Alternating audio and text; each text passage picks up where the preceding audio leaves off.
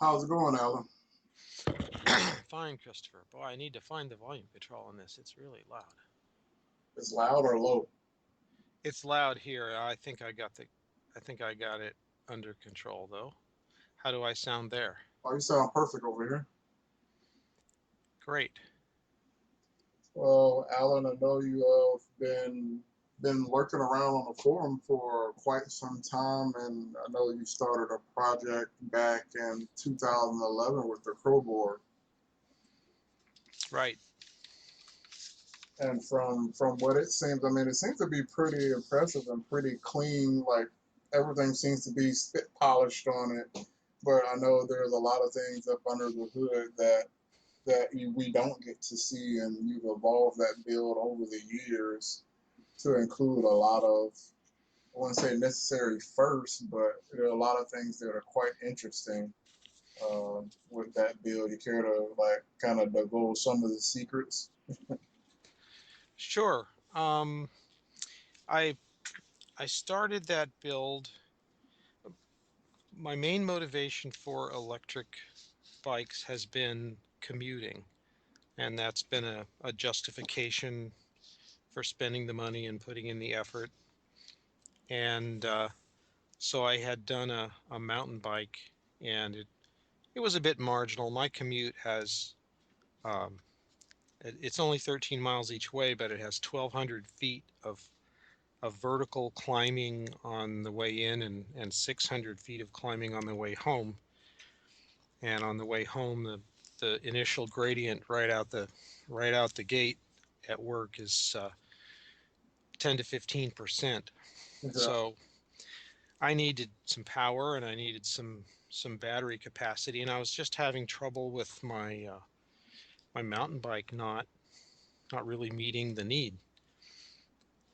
So I decided to get a bigger motor and a frame that could do that. Something with suspension in both front and rear. And so I never built a bicycle before, but my background is electronics and engineering and software and ham radio and all that stuff. So the electronic side was not a problem, but I had a lot to learn about bicycle parts. There's more parts in a bicycle than you'd think.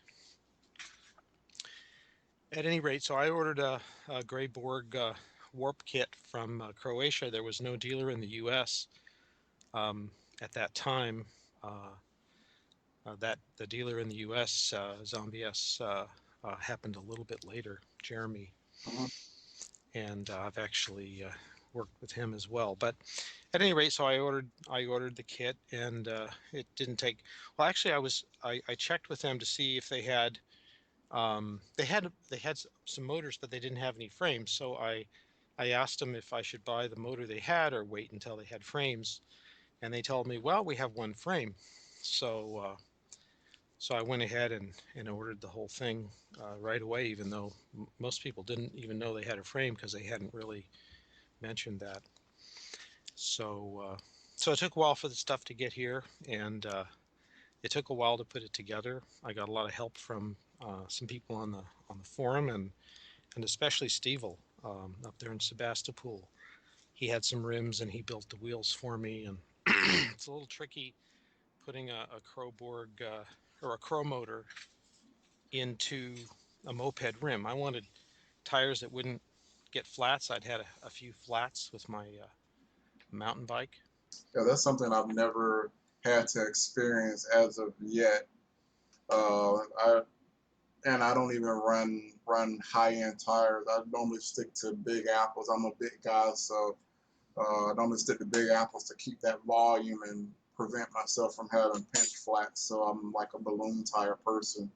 And the only thing I run is everybody hates slime, but I've never had any problem with slime or the 5 times thick tubes. But nothing beats thick rubber. So and they're, at least the tires are DOT approved, and you could have a flat and not realize it with those tires.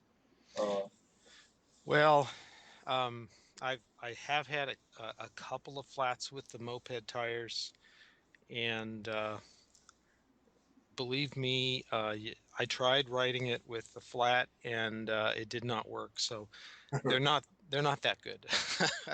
Oh, But anyway, so I got the thing all put together, and I put some 18S 4P 5 amp hour Turnigies in there to begin with, and a big 24 FET controller from Edward Lyon, and uh, and went to town.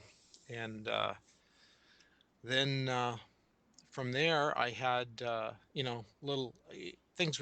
As you know, things are never done, right? The kickstand, I didn't get done for a long time, and even the one I have now is pretty marginal. And yeah, I know about that. It's like, especially the weight of those bikes, either they're inadequate, they bend, they break. And I mean, I've been spoiled to have two double leg kickstands, different brands, but they support the bike quite well. But still, you know, you blow on it the wrong way, it might tip over. But a kickstand, especially well, it seems like nowadays with kickstands, especially if you buy production bikes, they don't even offer kickstands anymore on road bikes or production bikes anymore. It's like a kickstand is a luxury that you have to purchase nowadays. So I understand the struggle in trying to find an appropriate kickstand, especially for me. I still maintain. I have a heavy bike, but I still maintain the 26-inch wheelbase. But it seems like for at least a smaller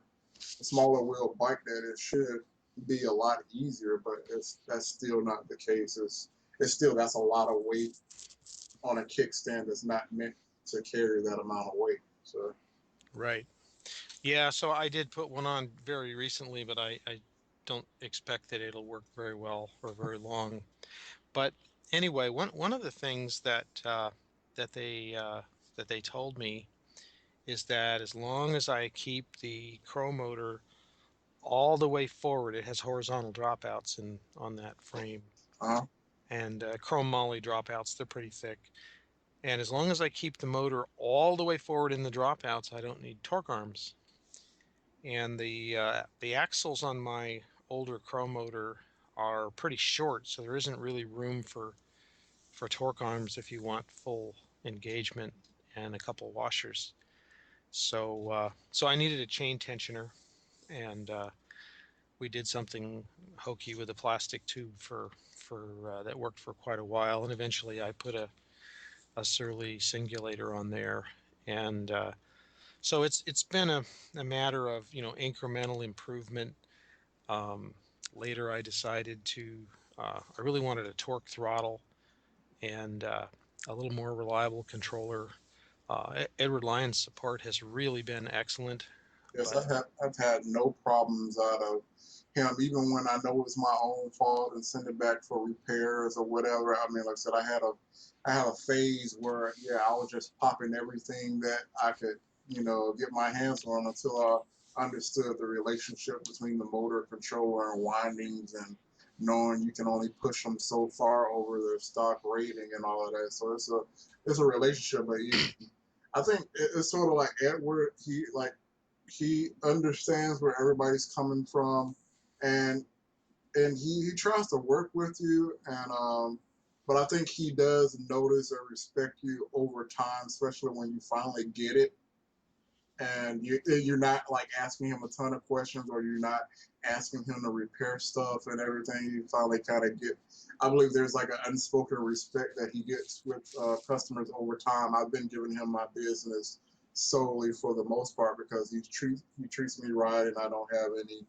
I don't have any issues with his controllers, but he's a great person and he's local, and so if you have any problems or you need to have a repair or something, he's local.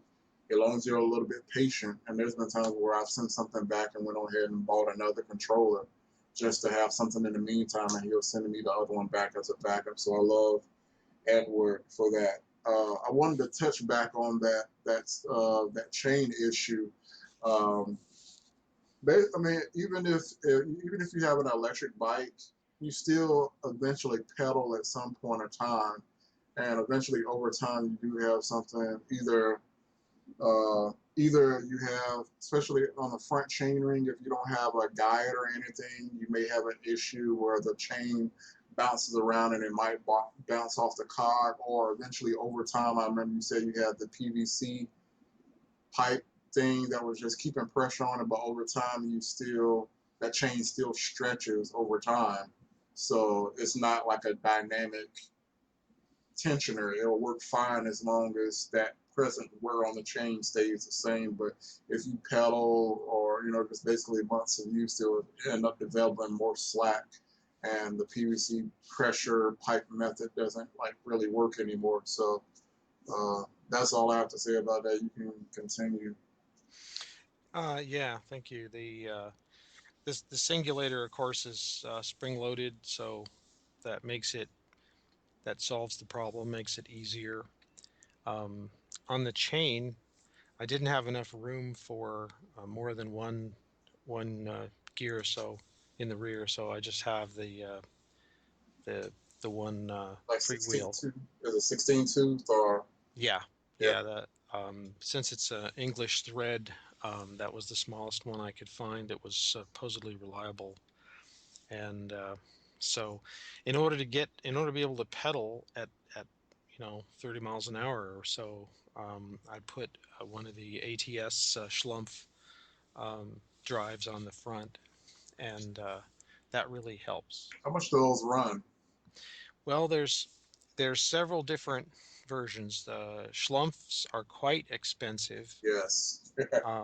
but uh, they licensed a Taiwan clone of one of their models, and it I got it with the frame from Croatia, and I don't remember the exact price, but I think we're talking 300-400, something like that.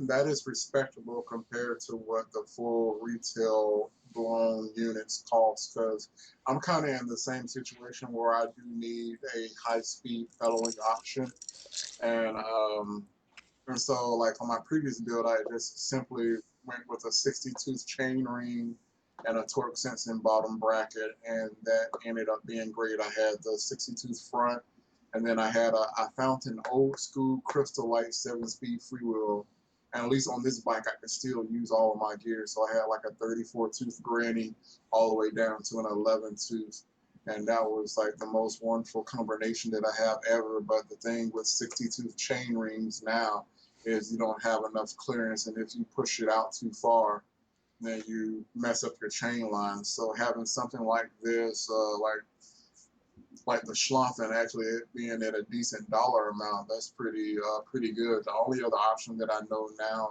is the Patterson, uh, and that's only like a 1-to-1 and then a 1.65-to-1 ratio overdrive. So it doesn't give you as much overdrive, but it's pretty decent. But I've seen the things with the stealth bombers where people are pedaling at 40 some odd miles an hour, and it's honest pedaling. I mean, you may in the realistic scheme of things, we don't. How much power are they really putting down? But at least it looks somewhat natural, and you still have that pressure on the pedals where it does feel like you're adding something to the commute. So, but you can go ahead. Yeah, yeah. The s- since my top speed is not quite that high, I've got the ATS, the low cost Schlumpf licensed clone is the 1.65 and 1-to-1 variety, so it's similar to the Patterson. Okay. Um, and that if I let's see, I'm trying to remember. I think my chain ring, I think the largest chain ring I can fit with the Borg covers is, I believe, 34. So it's equivalent to 60 or 50 something when it's in the high gear. But so I can pedal at pretty high RPM up to 35 or something like that. But I really have to spin. I can see the power drop off if I hold the speed the same, um, and pedal hard and watch the power and drop the power off and keep the same speed, I can get an idea of how much power I'm putting out. And I can generally see about 500 watts for a sprint. Yeah, Um, I definitely agree with that, especially on my previous build where I used basically cruise control as a crude form of pass, and then mhm. you would add your pedaling to it, and you were basically, it was almost like a game you played with yourself. How low can I get the wattage? And sometimes I was able to get it as low as 50, 75 watts. But as the incline increase or decrease, that can change dynamically. But it is a nice game to play with yourself to look at the watts drop off um, while you're pedaling. Yeah, you can get if the gradient is constant and the speed is constant, you can get a pretty good idea of what your output capability is, at least for short term. I mean, Uh, most of the time that if I use any type of pedal assist, like if you know, I just recently kind of got back into pedal assist again. It's just with these torquey motors, they don't coast very well.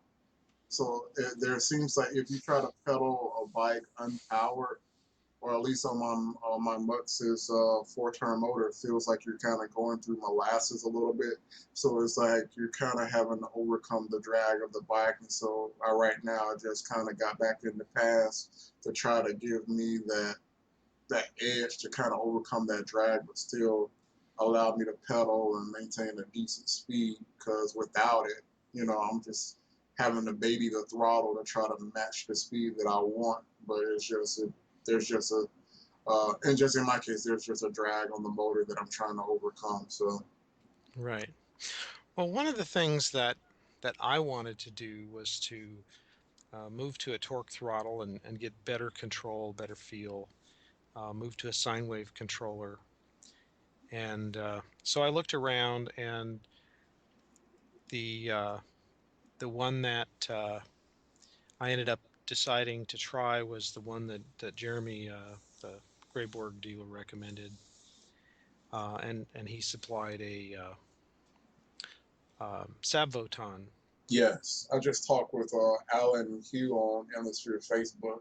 He gave me a little bit of background on Sabaton. I'm thinking I'm jumping ship from land and seeing what that's all about. Yeah, well, the problem I had was the Sabvoton is very long and it's pretty big, and so it wouldn't fit in the frame in the location that the 24 FET line controller was before. So I had to reconfigure the bike and move the controller into the lower battery area and the lower batteries into the controller area, which isn't really set up for that. So Did it it was did it it affect was the handling? Did it throw the weight no, off or something? no, I can't I can't no I don't notice any difference in the handling. I moved. It's the smaller. It had the smaller complement of batteries anyway, so it was only Yeah. about 8 pounds of batteries, and the Savoton probably weighs about the same. So it probably was a net even on the weight. But I just needed more room, and I needed mounting and so on. So it turned into a 2-day project. Um, One thing I really like about it is that this particular Savoton, they don't all have it, but the way Zombie S orders them, it has an analog uh, electric brake input. And so I built up a brake handle that has a magnet and a linear magnetic sensor on it. And it also has a switch because you need that as well. And so that feeds the brake of the braking input for the Savvoton. Now on my setup, mine is the older Borgwark frame that didn't have a lot of width in the swing arm, and so it's very, and with that um, chromotor being as wide as it is, there really isn't enough room to easily put a disc brake. So I've been running with regen only in the rear. Yeah. sorry to interrupt you, but it was just touching on that. Like I said, I was speaking with Alan. He's using no rear disc brake and using regen only, and I'm thinking about going the same way. I need to do a brake overhaul on my bike anyway, but I didn't think I can put 203s in the rear, especially with caliper clearance and trying to get some decent hydro brakes to fit and all of that. I really don't want to go down that road, but if the regenerative braking is actually bringing it all to a near stop, then I think that's a pretty good feature to have with the controller, and it will kind of eliminate some of the headache trying to figure out caliper clearances and machining custom parts to fit brakes and rotors and figuring out the spacing and everything. I had to generate a linear signal. At first, I used a thumb throttle, and I really did not like that. You can kind of get used to it, but it just wasn't very coordinated. So I wanted a real brake handle for the rear that fed the controller. Now the Sav-Voton, it's not just regen. They call it an electric brake, and what it does is it does regen when you have some speed, but as your speed drops, the amount of braking that you can get with regen This goes makes, down. yeah, Right. So what they actually do is they actually apply reverse power to the motor. So it it really acts like a brake until you're almost stopped, and then it lets go. okay, It quits, but it goes down to like half a mile an hour, and you can adjust the peak current for the electric brake, so you can affect how strong it is. So I adjusted it, and the particular firmware that's in my controller has an error. So I had to. At first, it didn't seem like it was working, and then I was told that, oh, you need to set it for 10 times as many amps as you think, because they made a scaling error in this yeah, firmware. So once I dialed it up, he said set it to 500 amps or something, or 500 value, so I set it to 500, and hit the brake, and it skidded. Um, and in fact, the when it skids, you get a momentary reversal of the wheel, because it's applying power, and when it starts skidding, the resistance goes down a little bit, and the power that it's applying is enough to back up the wheel a little bit, and so the wheel turns backwards, not much, maybe a half a rotation, but because of the pedals push into your feet, ooh, so that ain't, it's happened. yeah, It's not dangerous. It's not enough to do that, but it's happened because you feel it, and then it detects it, and then it stops.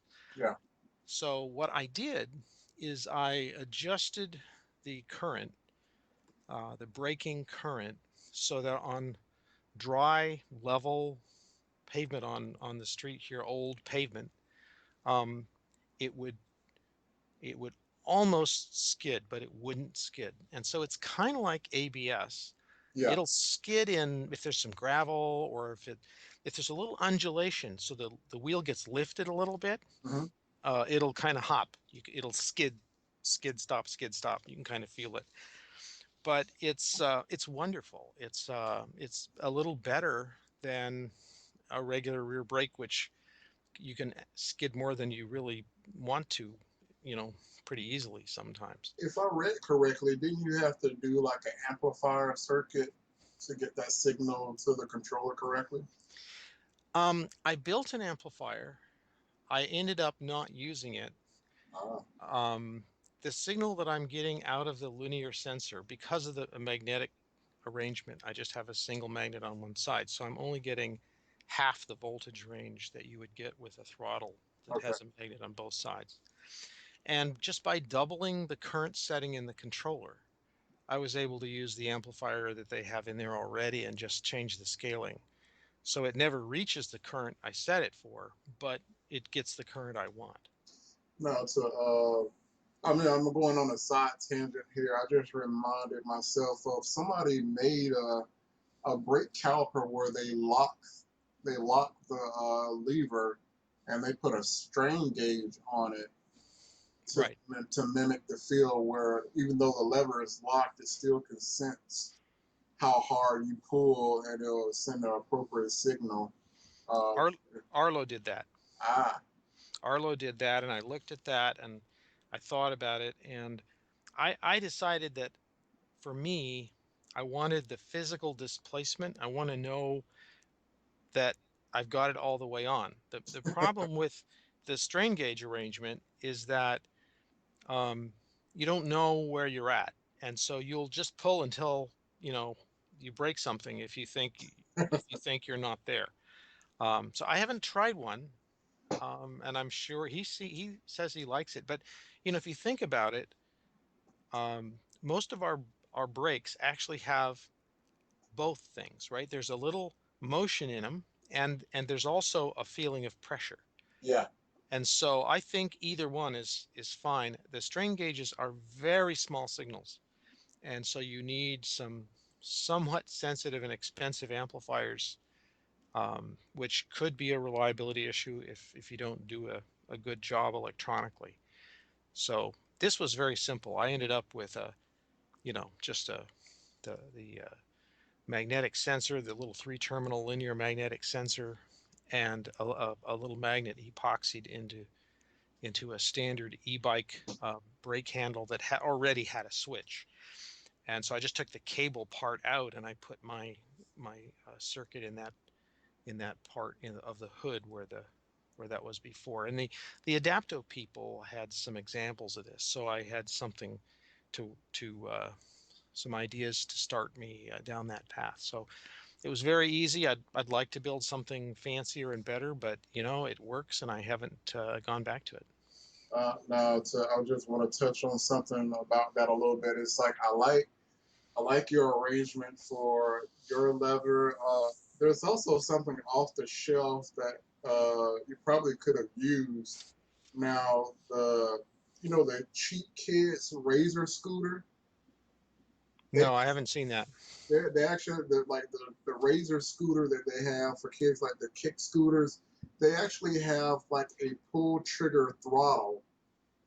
I'm not Hmm. sure if it's Hall effect or it might be resistive, but they actually have a pull trigger throttle that could have mounted. But the thing is, it feels kind of cheap, but you kind of probably could have accomplished the same thing with something that was a little bit off the shelf. Yeah. I'm pretty sure it was just a Hall effect throttle, and it Hmm. actually is pull trigger and it actually has its own spring built in. But it would accomplish the same thing, but it just doesn't have a feel like I'm one of those type of people. I like the pressure, you know, to the pressure when you squeeze the levers to where it feels like you have some type of modulation or some type of feedback fighting against Hmm. your fingers. My setup, like the setup that's on my bike, of course, is pretty much an on-off regen, but I got half pull, slight pull for regen, and then of course full pull for the brakes. Um, but like I said, I was just suggesting that that was another option that people could possibly look at. It's like it's a cheap replacement part for these stand-up scooters. It should fit handlebars, and I think it's just a standard Hall effect that you feed it 5 volts in the ground, and it gives a output signal from whatever voltage range, and it should sweep across to where you can have a little bit of modulation with it. But it's like I said, it's a plastic throttle, so it doesn't feel like it belongs on a bike. So Okay. Well, one thing I would mention is that at least the Sabvoton also needs a contact closure, and so you'd have to figure that part of it out somehow. Otherwise, the contact closure disables the main throttle and enables the braking, and then the voltage adjusts the level of the braking. So you need both things, otherwise it doesn't work. uh, it seems like it's a semi-complex booger, but I mean, I'm pretty sure most of the people can work their way through it. It can't be as bad as a Kelly. Yeah, yeah. The software is pretty nice, and There's lots of parameters. It's, the terminology is a little different. You have to figure out what they're talking about. But once you've done that, it's much more adjustable than the Zichang type controllers are. Well, how? And you can read the values out that are already in there, which is always a problem. You can Yeah, see where it is now, and you can change it, which is nice. that's one of the things where I always hated about the Infinity. Unless you save the profile or know what you put in there, it's hard to get that feedback to see, oh, I'm at 160 phase amp, let me back it down to 140. It was just like, oh man, I forgot what I put in there. So it was, it comes to a certain point where, you have to keep a log on what you've changed and what Hmm. you didn't change. But at least you can read it from the controller, and that's pretty good. So Right. Well, also the main control is in motor phase amps, and so the throttle feels, much more like a motorcycle throttle, and you can crawl along at low speed, and you can dial it up. It's much easier to set your speed and maintain that speed. I guess there's a cruise control, but I don't have that set up. So um, listen, I have no doubt that the controller definitely feels great. Like I said, your example of the torque crawl at low speed, and being able to just crawl at just such a low speed, because it's almost like with Infineon, it's almost like an on and off type thing. It just kind of just kicks in. You twist the throttle. Like if you had a throttle interface directly to an Infineon controller, there's normally a dead zone, and then it just kind of kicks in, and it's not at a low speed. It's not where you can crawl at a low speed. I was able to solve this with the psychoanalyst, mapping the throttle out with a psychoanalyst, but at least with the Sabaton, you don't have to go through the setups of setting up the psychoanalyst to do that for you. So, right, and it actually feels a little bit better even than the psychoanalyst setup, though that the psychoanalyst really helps a lot. yeah. How did I'm just curious. I want to say I'm going on to another topic, but how did those first set of batteries last? The Energies, the 5 amp hour ones. Well, they lasted perfectly well. They kept balance uh, really well. I was bulk charging them at home and at work, and watching the balance. And I think I balanced them after a year or so, but they were didn't need it. Then I had a minor spill, and I stopped riding the bike for a while because my knee was kind of scraped up, and it was late in the year, and the weather turned bad, and um, the the drain of the controller, that was the 24 FET controller, and the drain of the controller over the winter, I didn't unplug the batteries, uh, and the drain over the winter killed them. Oh, So it was my fault. There was nothing, nothing wrong with the batteries. So I pieced it back together with some more of those because that was before the multi-stars came out. But when the multi-stars came out, I realized that um, under the hood of the warp frame, I had a little bit of I had the width fully occupied, about 100 millimeters, and I had that fully utilized. Um, and there was enough height for 2 layers of batteries, but not a third. It was like 2.5 layers or something, 2 and 3/4 layers. And originally I was hoping to get 3 layers in, but that's just completely unrealistic with all the wires and everything else. yeah. So I realized that I looked at all the different multi-star configurations, and the 16 amp hours didn't fit at all. I mean, I could get like one of them in there instead of four of the There's 5 amp hours. there's some honking things. I really they're just huge. You really just got to deal with it and hope for the best. Yeah, well, just mechanically, they weren't a good fit for this particular volume. So I looked around and looked around and looked at all the different ones that they had, and I realized that the 8 amp hour were just a little bit. They were a little shorter. They were the same width, and they were a little bit taller. Um, and so I could configure them in, and they would fit. So I went from it's still uh, 3 bricks in series 6S 8 amp hour multi stars, 3 bricks in series for 18S. I mean, so Four. they should still have pretty much the same performance because Alex, I was one of the ones that did the original testing on it, and apparently, like I said, the 16 amp hours are nothing but 2 8s in parallel, so you should still have equivalent performance where you should be able to, at least in your setup, I think you should be able to get up to about 100 amps if you wanted to, but then again, there's a level of sag that you have to accept. Right. It there's a little bit more sag. So I ended up with 32 amp hours with 4 of them in parallel. So as you say, it's kind of like 2 of the 16s in parallel, though I have heavier wires than 2 16s in parallel. Yeah. So it theoretically it should be, maybe a tiny bit better, but um, it and the current that the maximum current that I have set up is 80 amps. And at 80 amps, I do see a little bit more voltage variation than I did with the 25C Turnigies, but it's fine.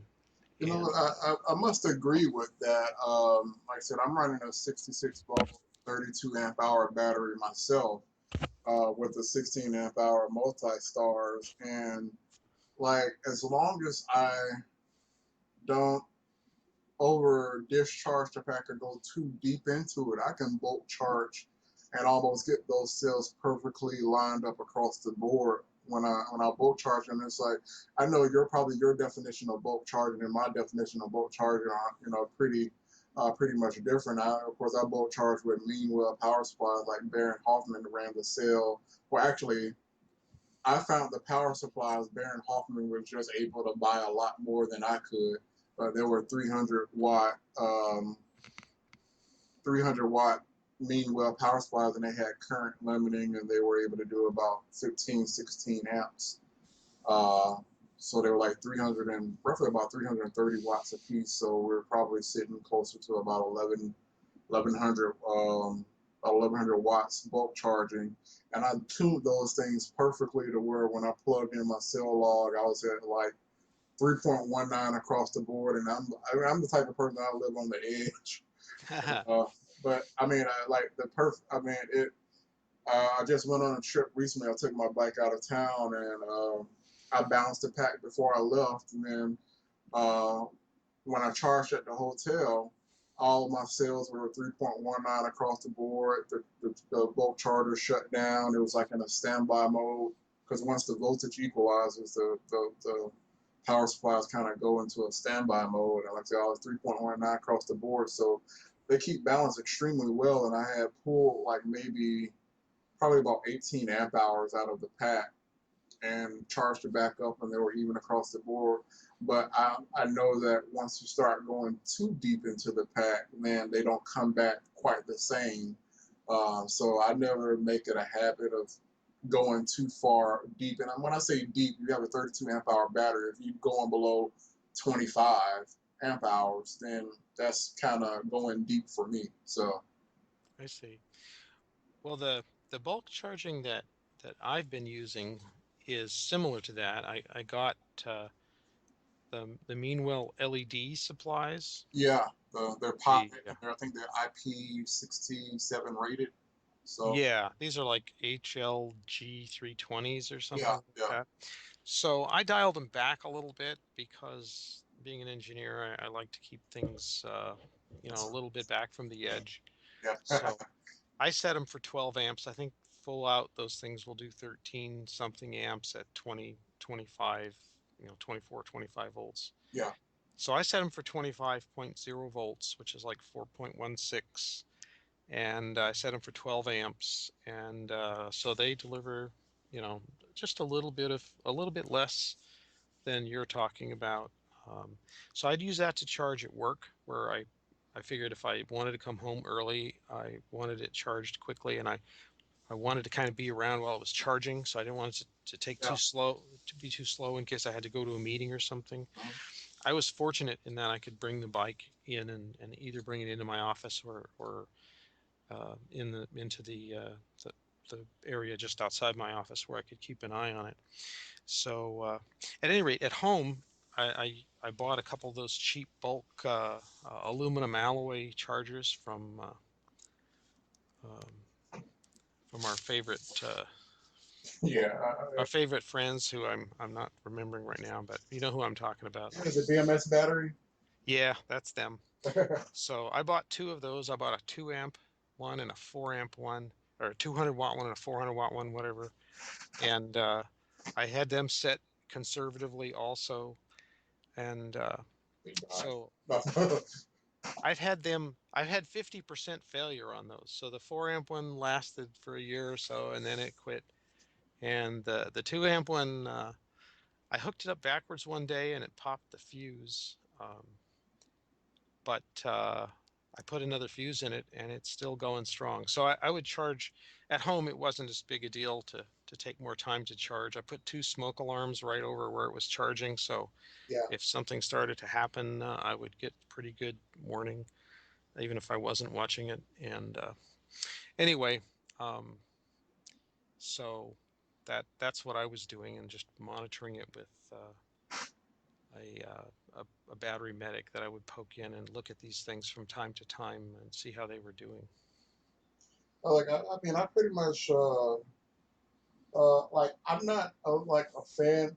I mean, I bulk charge when I have to. Like actually, my scenario of be bulk charging that was like maybe the at least on this set of battery that might have been the second time I bulk charge. I like to keep the option available just in case I need to get something real quick to where it's not feasible for me to bring my balance charger. But like I said, the way that I ride my bike is I charge it up once to full voltage on the balance charger, and then I get 2 or 3 rides out of a charge. And then after that third ride, I would charge it back up. And when I say rides, we're talking about 20, 30 mile rides. And I just keep, I don't charge them up. I just let it set it half, half charge or whatever charge state is. I just let it set there until the next ride. And then if it gets too low, like I said, below a certain amp hour amount, I just go ahead and charge it up. So that's how I've been doing my packs lately. So, like, I mean, I would be one of those conservative people that charge to maybe 4.15 volts a cell, just to if I was doing daily cycling. But like I said, I'm only forward charging my packs every 3 rides or maybe once every 2 weeks. So you use yours daily. I don't use mine that often. So um, that's what works for me. Right. Well, I was using it daily, and then in early July, I retired from that job. So now it's not quite not quite as often. Um, I mean that's pretty good. Like I said, even a few years ago when I was actually making battery harnesses, I've always kind of believed in the series parallel method, but I never really could find a connector to really support it. I mean, at least at higher amperage levels. And now, like I said, we have like the only comparable connector that I can think of is the XT90, but even that that has some retention force compared to like PP75s or something like that. So it's really hard to find. I mean, at least if you check your batteries and you know they're all good and you're treating them correctly, I would approach the battery charging scenario like you did, where you might peek in on the balance every once in a while, but you never really actually balance the pack. But like at least for me, like I said, it was easier for me to balance charge every charge cycle, because it only took me like 30 seconds to make the changeover from series to parallel on my build. So, but I mean, like I said, I like how you use the LED drivers. I saw the little board that you put in the pannier and everything, and then I think later on they you upgrade to a satiator and a 24-volt power supply. I haven't done that yet. I purchased one, the satiator, and I've used it on my lower voltage packs. And they keep indicating that they're going to have a higher voltage model come out soon. So I haven't actually tried the power supply in series, though we had, as you saw, we had the conversations, and Justin mentioned that was a possible thing to do. But as far as I know, no one has been doing that. I mean, but my thing is, it's just especially with the satiator. I mean, how much you spent almost full price on your mean wells, didn't you? Oh yeah, and I bought a set from your friend of the mean wells that you have as well. So I have piles of chargers. I've got a collection of them. I mean, it's just like the thing that I'm thinking is like it just depends on how homebrew you want to be. You can do like the mean well option that Barrett had, which is the same option that I have, and like honestly, we got those things for like 10 or 15 bucks a piece. Honestly, That was an amazing price. I ordered three of them as soon as Barrett offered them, and they're still sitting in the box because I have the LED supplies. I have the 320s, and I bought some 240s as well. I was gonna make another charger for home with those. But one of the things that I had to deal with that not everyone does is that the workplace where I was working required they did a major upgrade in electrical safety, and they required UL listing, and they drafted me into the electrical safety program. So I was actually part of the program. So I had to make sure that everything that I was doing was was legit. UL listed. And so I had to bring home all the old, BMS battery chargers that I had and things like that because they aren't legal to plug into the wall. And that's very unfortunate. That's one of the reasons why I really don't like bulk charging in public, especially aggressively. Like anything over 1,000 watts, you're bound to piss somebody off and trip something.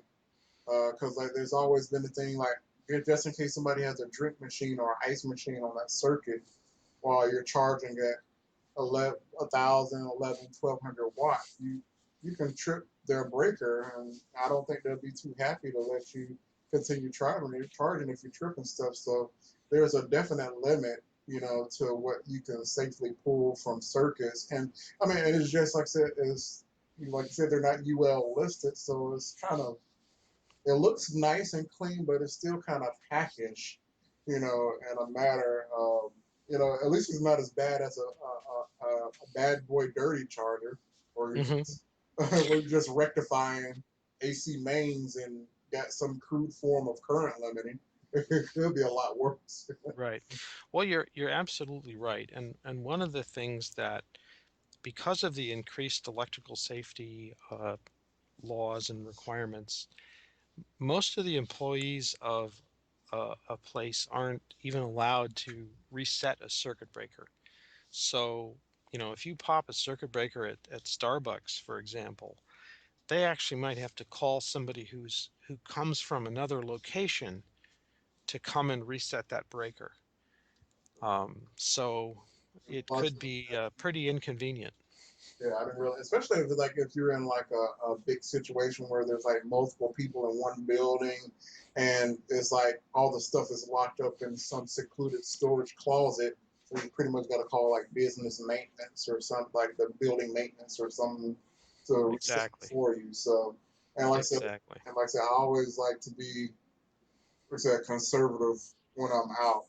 I mean, the only reason why I charged in the hotel room because I'm like, if this hair dryer can be here running, then I think I skirt under that radar with the hair dryer, so I wasn't quite leery of doing that in the hotel. But still, we take a lot of risk in just charging the battery. Period, and I make it a habit of in one of my pockets I have an additive frame bag, and so in one of the pockets I keep a cell log. So before I charge everything up, I make sure at least that pack is pretty much in balance to a reasonable millivolt level before I charge, because it could be just one misconnection, one parallel link that's loose that could cause you to overcharge a battery or over discharge a battery or something. Even while I'm riding, like I have like I said, 66 volt, 32 amp hour battery, so at least at each marker on the battery. Well, that's probably like a bad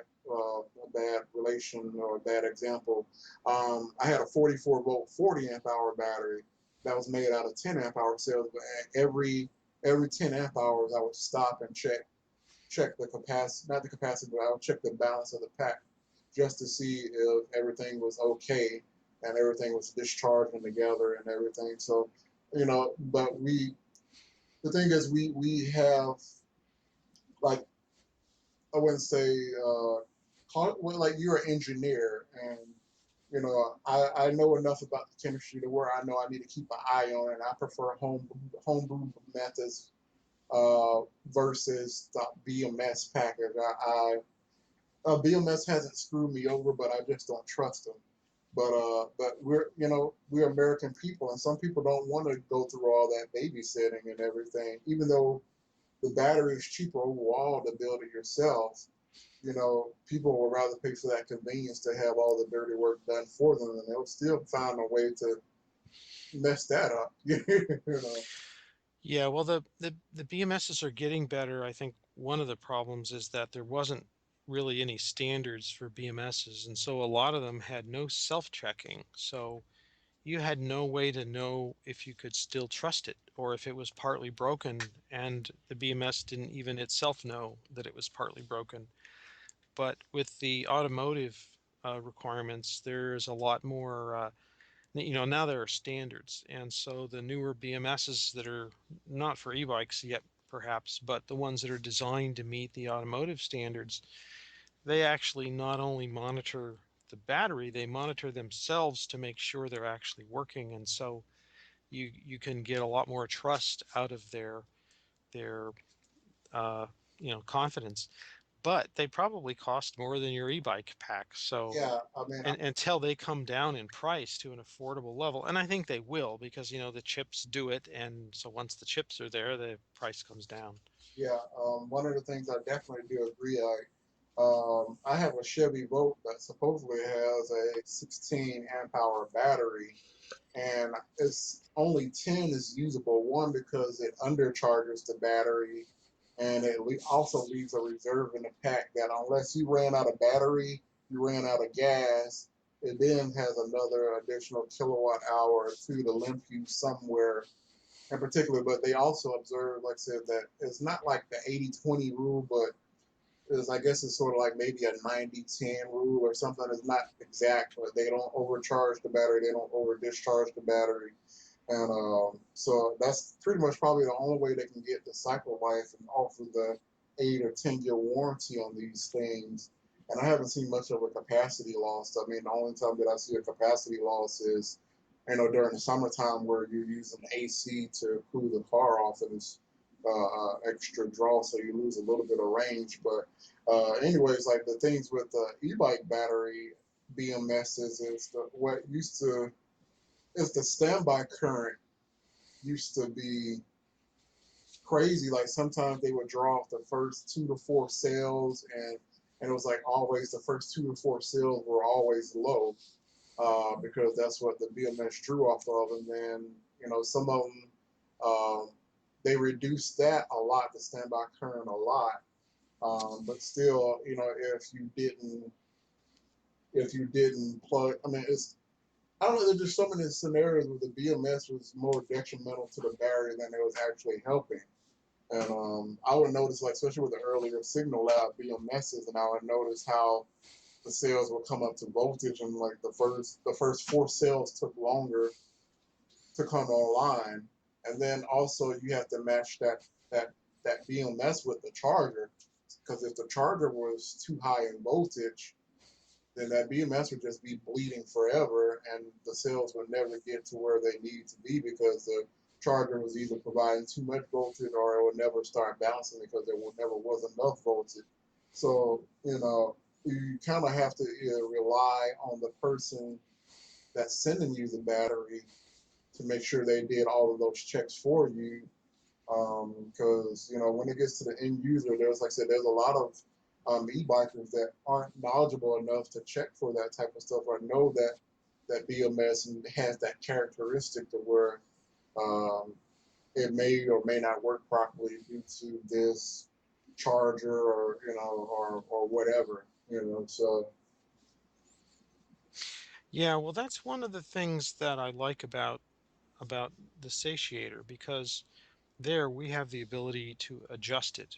And the satiator is designed to put out at the end of charge, it'll tell you that it's done charging, but it continues to put out the same fixed voltage, which yeah, allows your BMS to balance. yeah, And you could adjust, so whatever your BMS needs, you can adjust the satiator to match it. And so that's kind of an ideal situation that is within our control. And the satiator is UL listed, and it's rugged enough so we can carry it on the bike.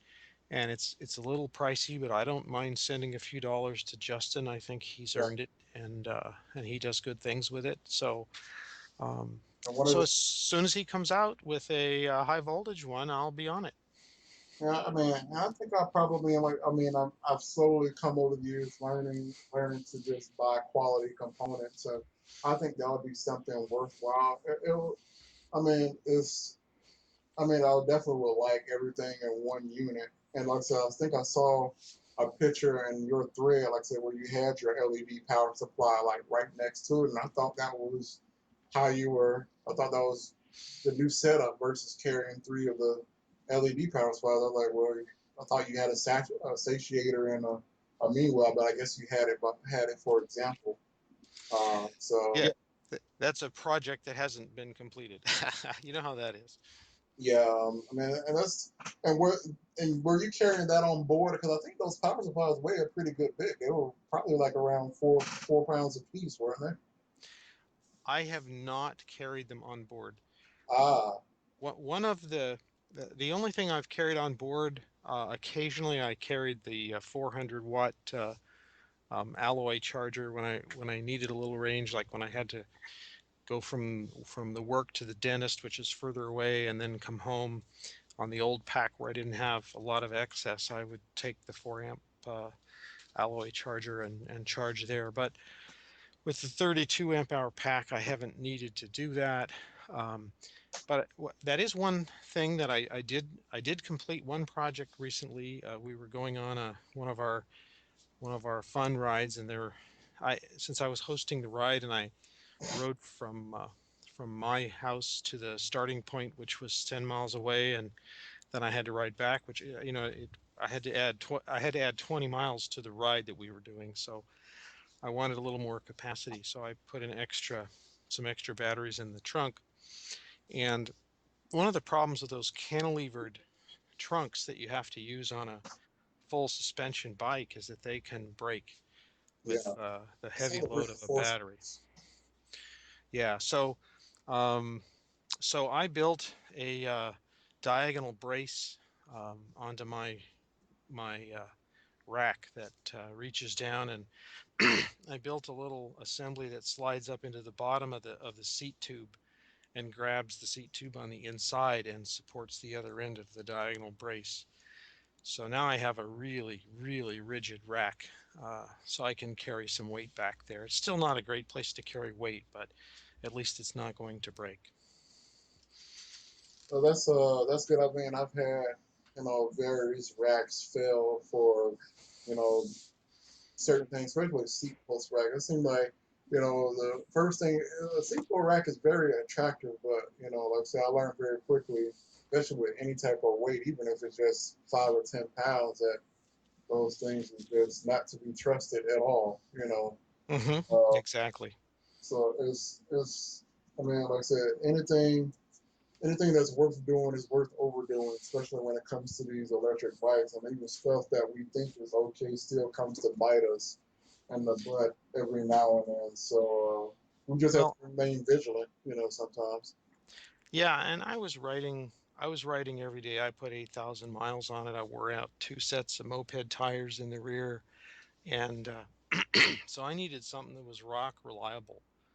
And I wanted to be able to carry my single lens reflex camera in the trunk and not have to worry about picking up pieces of Nikon from the highway. Ooh, yeah, that's a really unsettling feeling when, especially when something falls off your bike or anything like that is, or even if you lay your bike down or, you know, even if propped up against a wall and it falls over, it's just a really unsettling feeling.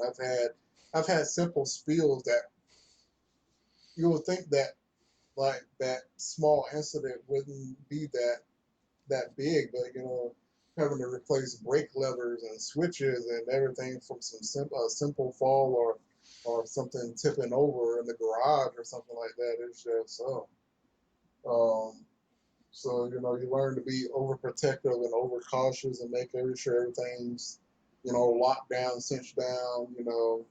I do. Every time before I load my bike up and go anywhere, I make sure I'm walking around, checking stuff. I even make it a habit of, I keep a hex wrench in the garage just to tighten various bolts that might have vibrated loose or just anything like that, because it can just be a simple bolt or a screw that just ruins your whole day or your whole ride. Like I went on a critical mass ride just the other day, and this was the same day that I took everything off at least the bottom bracket portion of my bike. I took everything off and to install a path sensor. And so I put everything back up, and I didn't notice my pedal was loose. So halfway through the ride, I'm like, this pedal feels funny, and it somehow worked itself loose. Now I made sure it was the right pedal, left on left and right on right, but it just wasn't cinched down. So that's something that, not that I'm keeping an eye on, but it's just there's just certain key parts that you just keep an eye on and keep adjusted um, properly, so make sure you're safe on your commute. Yeah. Like I remember there was one bike in my garage. No, actually, yeah, there was one bike in my garage that I know I had it.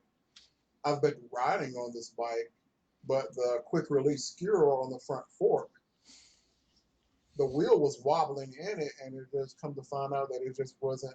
The lever was open slightly to Bad where, deal. yeah, and I was like, man, I have been riding. Like I said, I went out of town, and I know I was riding my butt off, doing some things I probably shouldn't have been doing, and who knows how long that wheel was loose. So it's just one of those things you got to. Um, Could have been a big surprise.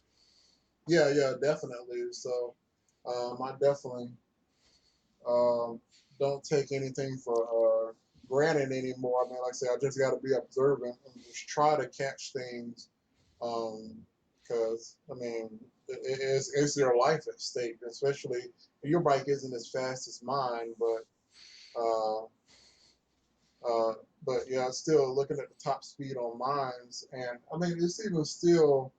I look at certain things about the geometry aspects of your bike. I mean, you said yours is about 35 miles an hour top speed, Yeah. and I know that things start getting swirly, and it start not death wobbles swirly, but it's just like little imperfections in the road just causes you to do a lot of things, and I'm not sure if the weight of the bike affects it, or whether it's too heavy or too light, or there's a lot of things that you got to look at on, is this really necessary, and is this really safe for what you intend for the bike, and like I said, at least the Croborg or um, is made with that in mind. It's kind of over designed to a certain extent, to where they know this at least will be taken off road, so it should handle equally, if not better, on road. So, but Well, the designer kind of worked backwards. First, he built cars, then he built motorcycles, and then he built e-bikes. So he already had a lot of experience building motorcycle frames. And so the Croborg is kind of designed with that in mind, and especially it was designed for 26-inch wheels, but I put 17-inch moped tires on it, which are about 24 inches OD, 23 and a half, and I think those tires are rated at 70 miles an hour, 80 miles an hour, or something like that. So um, I On a steep downhill, I've had it up to maybe 50, and it felt fine. I used to ride motorcycles, and I've had So you know the motorcycles. difference in a good quality bike suspension and setup versus like I won't ride this again. Yeah. Yeah, it never gave me, I certainly am not a suspension expert. I haven't spent, I bought the rear and the front suspension, and I really haven't adjusted it much because it seemed to be fine. But it never gave me the feeling that you might get on your mountain bike, a hardtail going downhill, thinking, this is really kind of pushing it. It doesn't feel like that. So that's so man, that's pretty good, and it's I mean, like I said, I think um, like when you spend the money on the quality components, and like even still, like it took me a while for even me to buy a production level bike because I used to be one of those type of people that converted Walmart bikes and things. Those frames just didn't hold up, and then once I started buying giant bikes, all of my issues with the frame went away. But even still, I could go even further, at least with the suspension side of things, or even just totally going to a custom frame like you did. And but like still, it's going to still cost a certain amount of money to like say when forks can cost up to $500 to $1,000 just for a fork, a nice double or triple crown fork. Um, it can put a lot of people off. So, you know, still people push the envelope with cheaper bikes.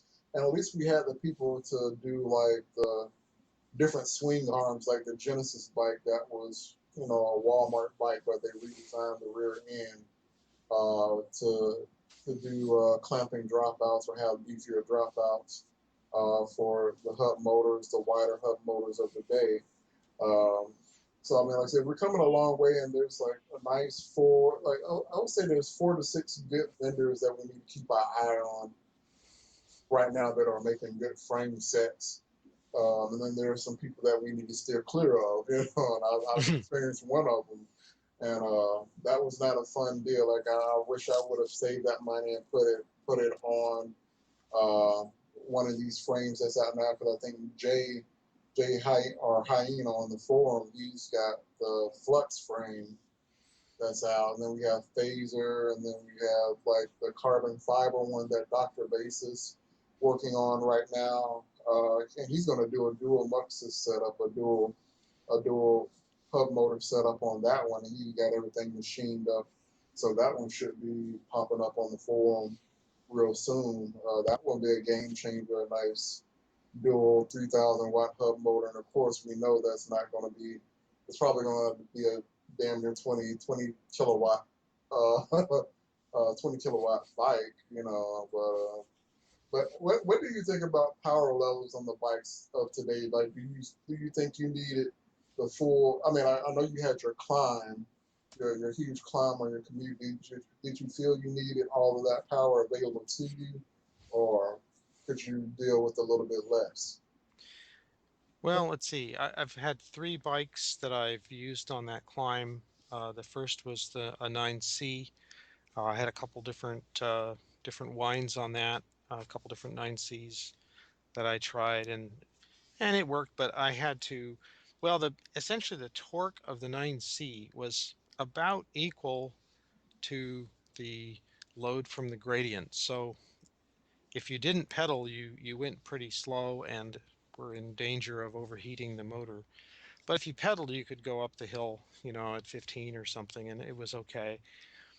But I wanted something a little more, and let's say I tried I, I, I set up a Bike E with a BMC motor, and because of the small wheels on that Bike E, I think it's actually a speed motor, but because of the small wheels, it's pretty torquey. So there, it was kind of similar. I had to.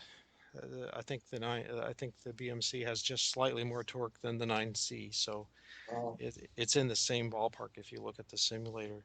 So I wanted something more, and so that's why I went after the Crow motor, which is not quite double. It's kind of double the 9C roughly, and boy, that makes a difference. It's totally different. I mean, I totally agree. Like I said, I don't have the Pro motor, but I said I had the Muxes, and I dealt with the 9C variant for many years. I had the Golden motor variant. I had the e-bike kit variant. Everything from 7x9s to 9x7s to 8x8s, windings and everything. And I push those to the limit, but it just gets to the point where you just hit a saturation level and you just can't get any more out of it. Um, and hmm power degrades greatly from after probably like 3 or 4 thousand watts, it degrades greatly, and the continuous power isn't there because I mean, even with my Muxus motor, I can saturate that in a minute if I wanted to, if I don't allow it time to recover, and that has more mass than these 9Cs. So, uh, I mean, it's like just one thing that I just realized just recently, especially if you're in a flat area, there's no way that you need as much power as the controller can put out because it's just you get efficiency problems and everything, especially if you're trail lugging it at low speeds and your motors just simply operate better at a higher RPM or closer to their unloaded speed. But if you're lugging these motors and got the wrong windings and pumping all this power into them, it's like any good motor can become a bad motor, and you can have a negative outlook. It's just this one, it was a day and night difference between the 9C variant and the Mux. Is just the amount of pull, amount of torque that it had.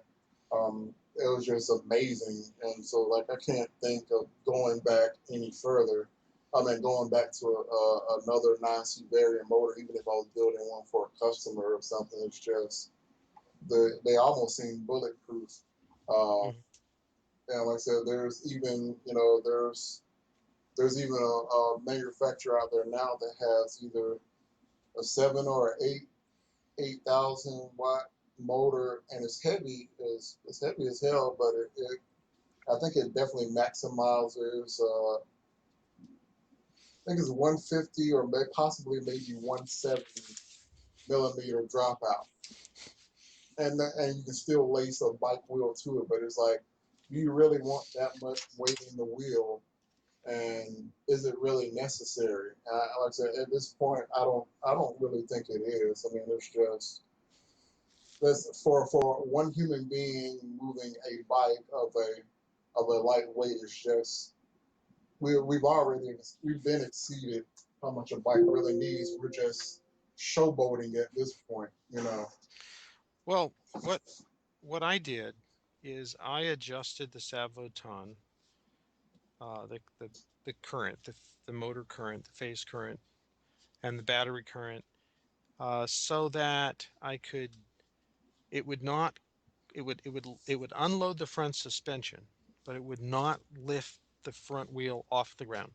And it could. I mean, trust me, either motor, my motor, or the Pro motor can easily do that. Even with my heavy self, I can unload the suspension and get it airborne slightly if I wanted to. And I know definitely if somebody was lighter than me, they could easily do it. I've handed my bike off to people that are half my weight, and they're like, "Holy Right. that's insane!" And so that's why I end up using that throttle.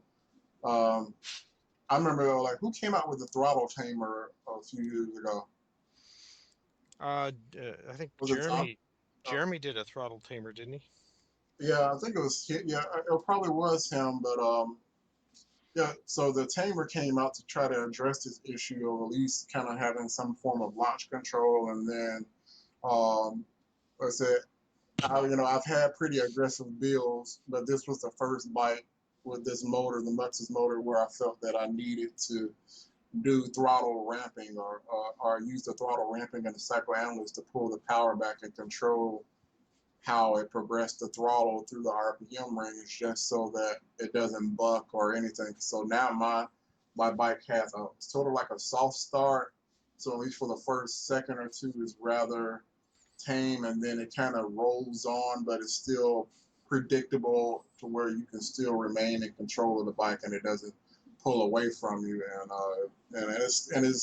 it'll get you out of a jam and everything. It's not like it's tame so where the bike feels anemic. It's still responsive. It's just definitely, if it wasn't there, like you said, um, torque control, throttle, having that versus, with no filter or anything is a huge difference in how you perceive high power bikes. You don't have this issue with legal bikes, but definitely as you get up there in power, you can have a beast on your hands, and they become a dangerous to yourself and other people. So Yeah, well, I wanted to adjust mine so that it didn't have that tendency. Now, I think the Grayborg frame is, you know, the architecture of the frame, the length of the frame, the weight distribution, it probably has a little less of a tendency to lift the front end than, a mountain bike or something, just because of the way it's designed.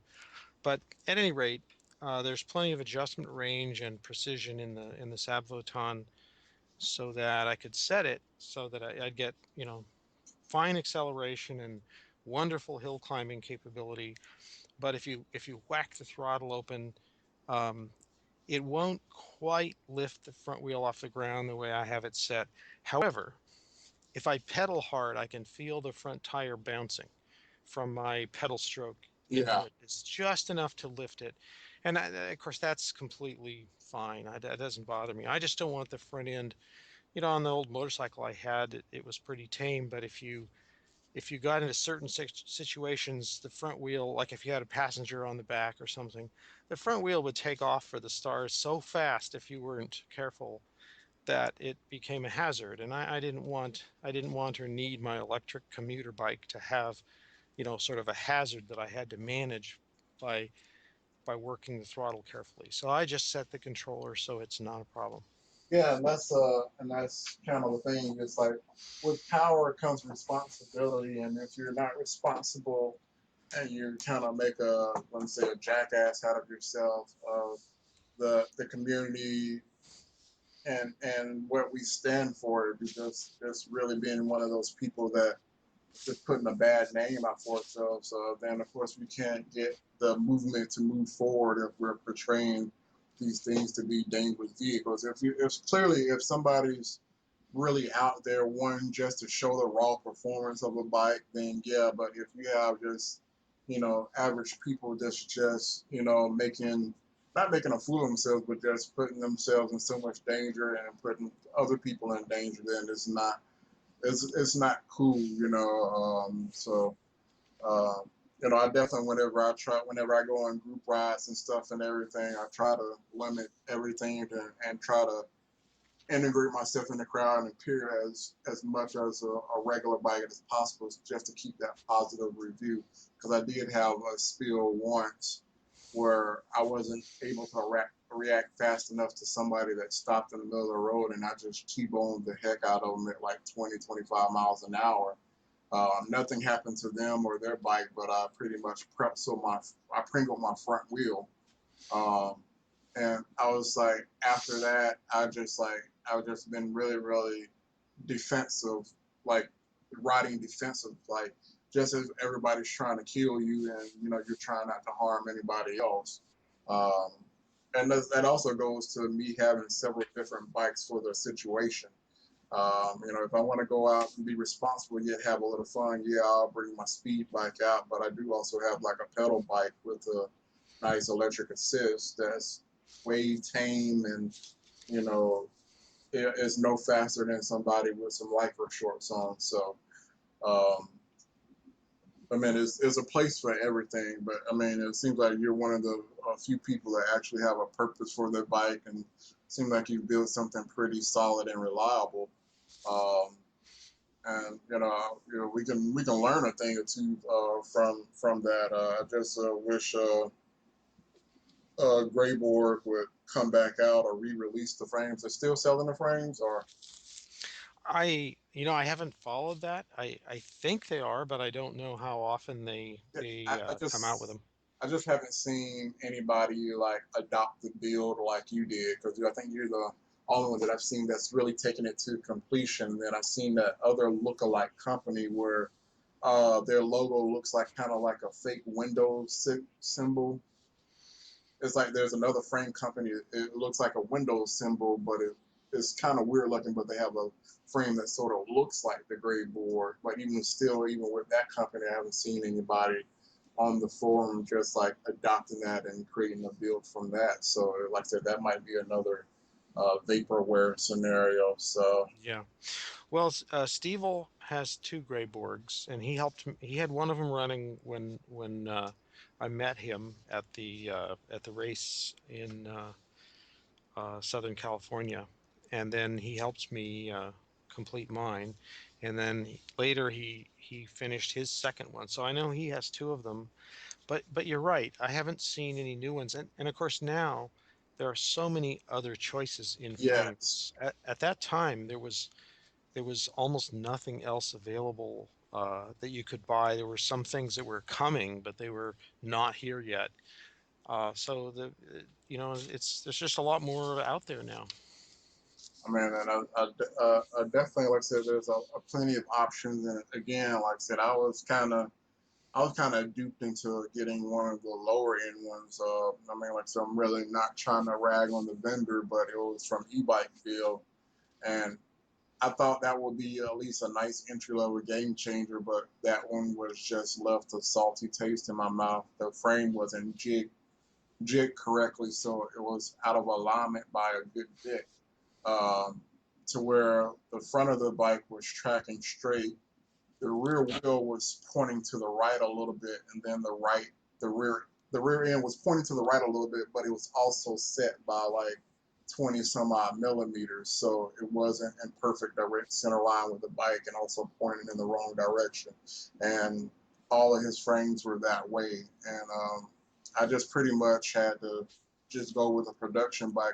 I spent several days at the bike shop paying them labor to fix this frame up, which would have been a nice frame if I could have got it going. I would have been able to shove about 3 kilowatt hours of lipo in the frame if it would have worked out. But we never could get it worked out. I was out of like 200 some odd bucks in labor at the bike shop just for them to get a production bike up and going with a motor, disc brake, everything was mounted in. All I had to do was add a controller, and they were done in like 45 minutes.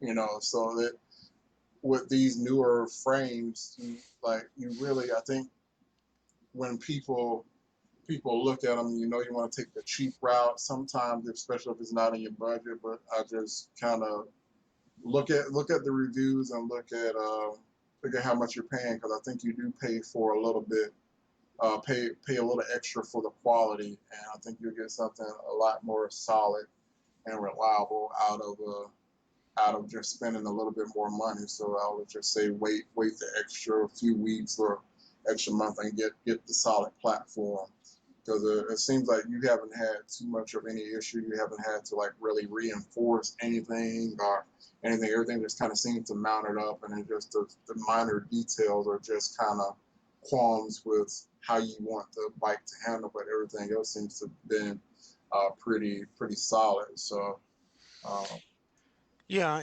it's been very good. If I look at it really critically, I can see that the alignment's not perfect. I think anytime you weld a bunch of tubes, yeah. you get some stress and so on. But it's as far as I can't tell unless I'm, you know, off the bike and standing behind it and lining with up with my eyeball. You can't tell when you're on the bike or riding it. So, you know, maybe it causes a little bit of extra tire wear or something. I don't know, but And yeah, sometimes it's not important. like my issue was visible. It wasn't like it was like you really had to measure anything. No, that mine was visible.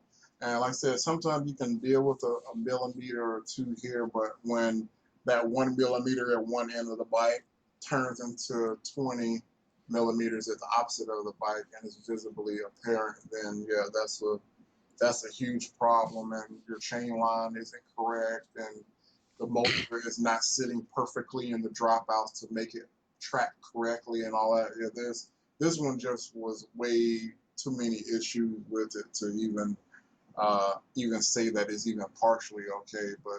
Uh, Yeah. but yeah, I mean, it's just I think the next build I'm gonna see how these frames play out.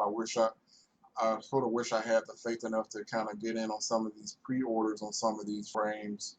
But we like you said, we have definitely a lot more options available to us than we have had in the past. So Hmm. just gotta um, we just gotta keep supporting and keep putting our ideas out there and keep everybody motivated to keep the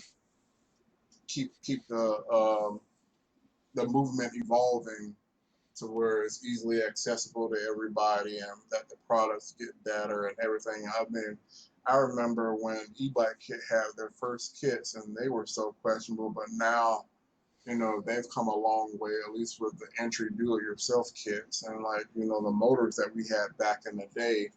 Like I said, I was one of the early adopters of like the Wilderness Energy motor that was a brushed motor, a brushed hub motor. That's the same time that the Sparrow came out, and when Electric Rider had their old naming scheme, um, and all of them had their own little quirks, and then we got good for a little while. Like it seemed like they evolved and made something solid.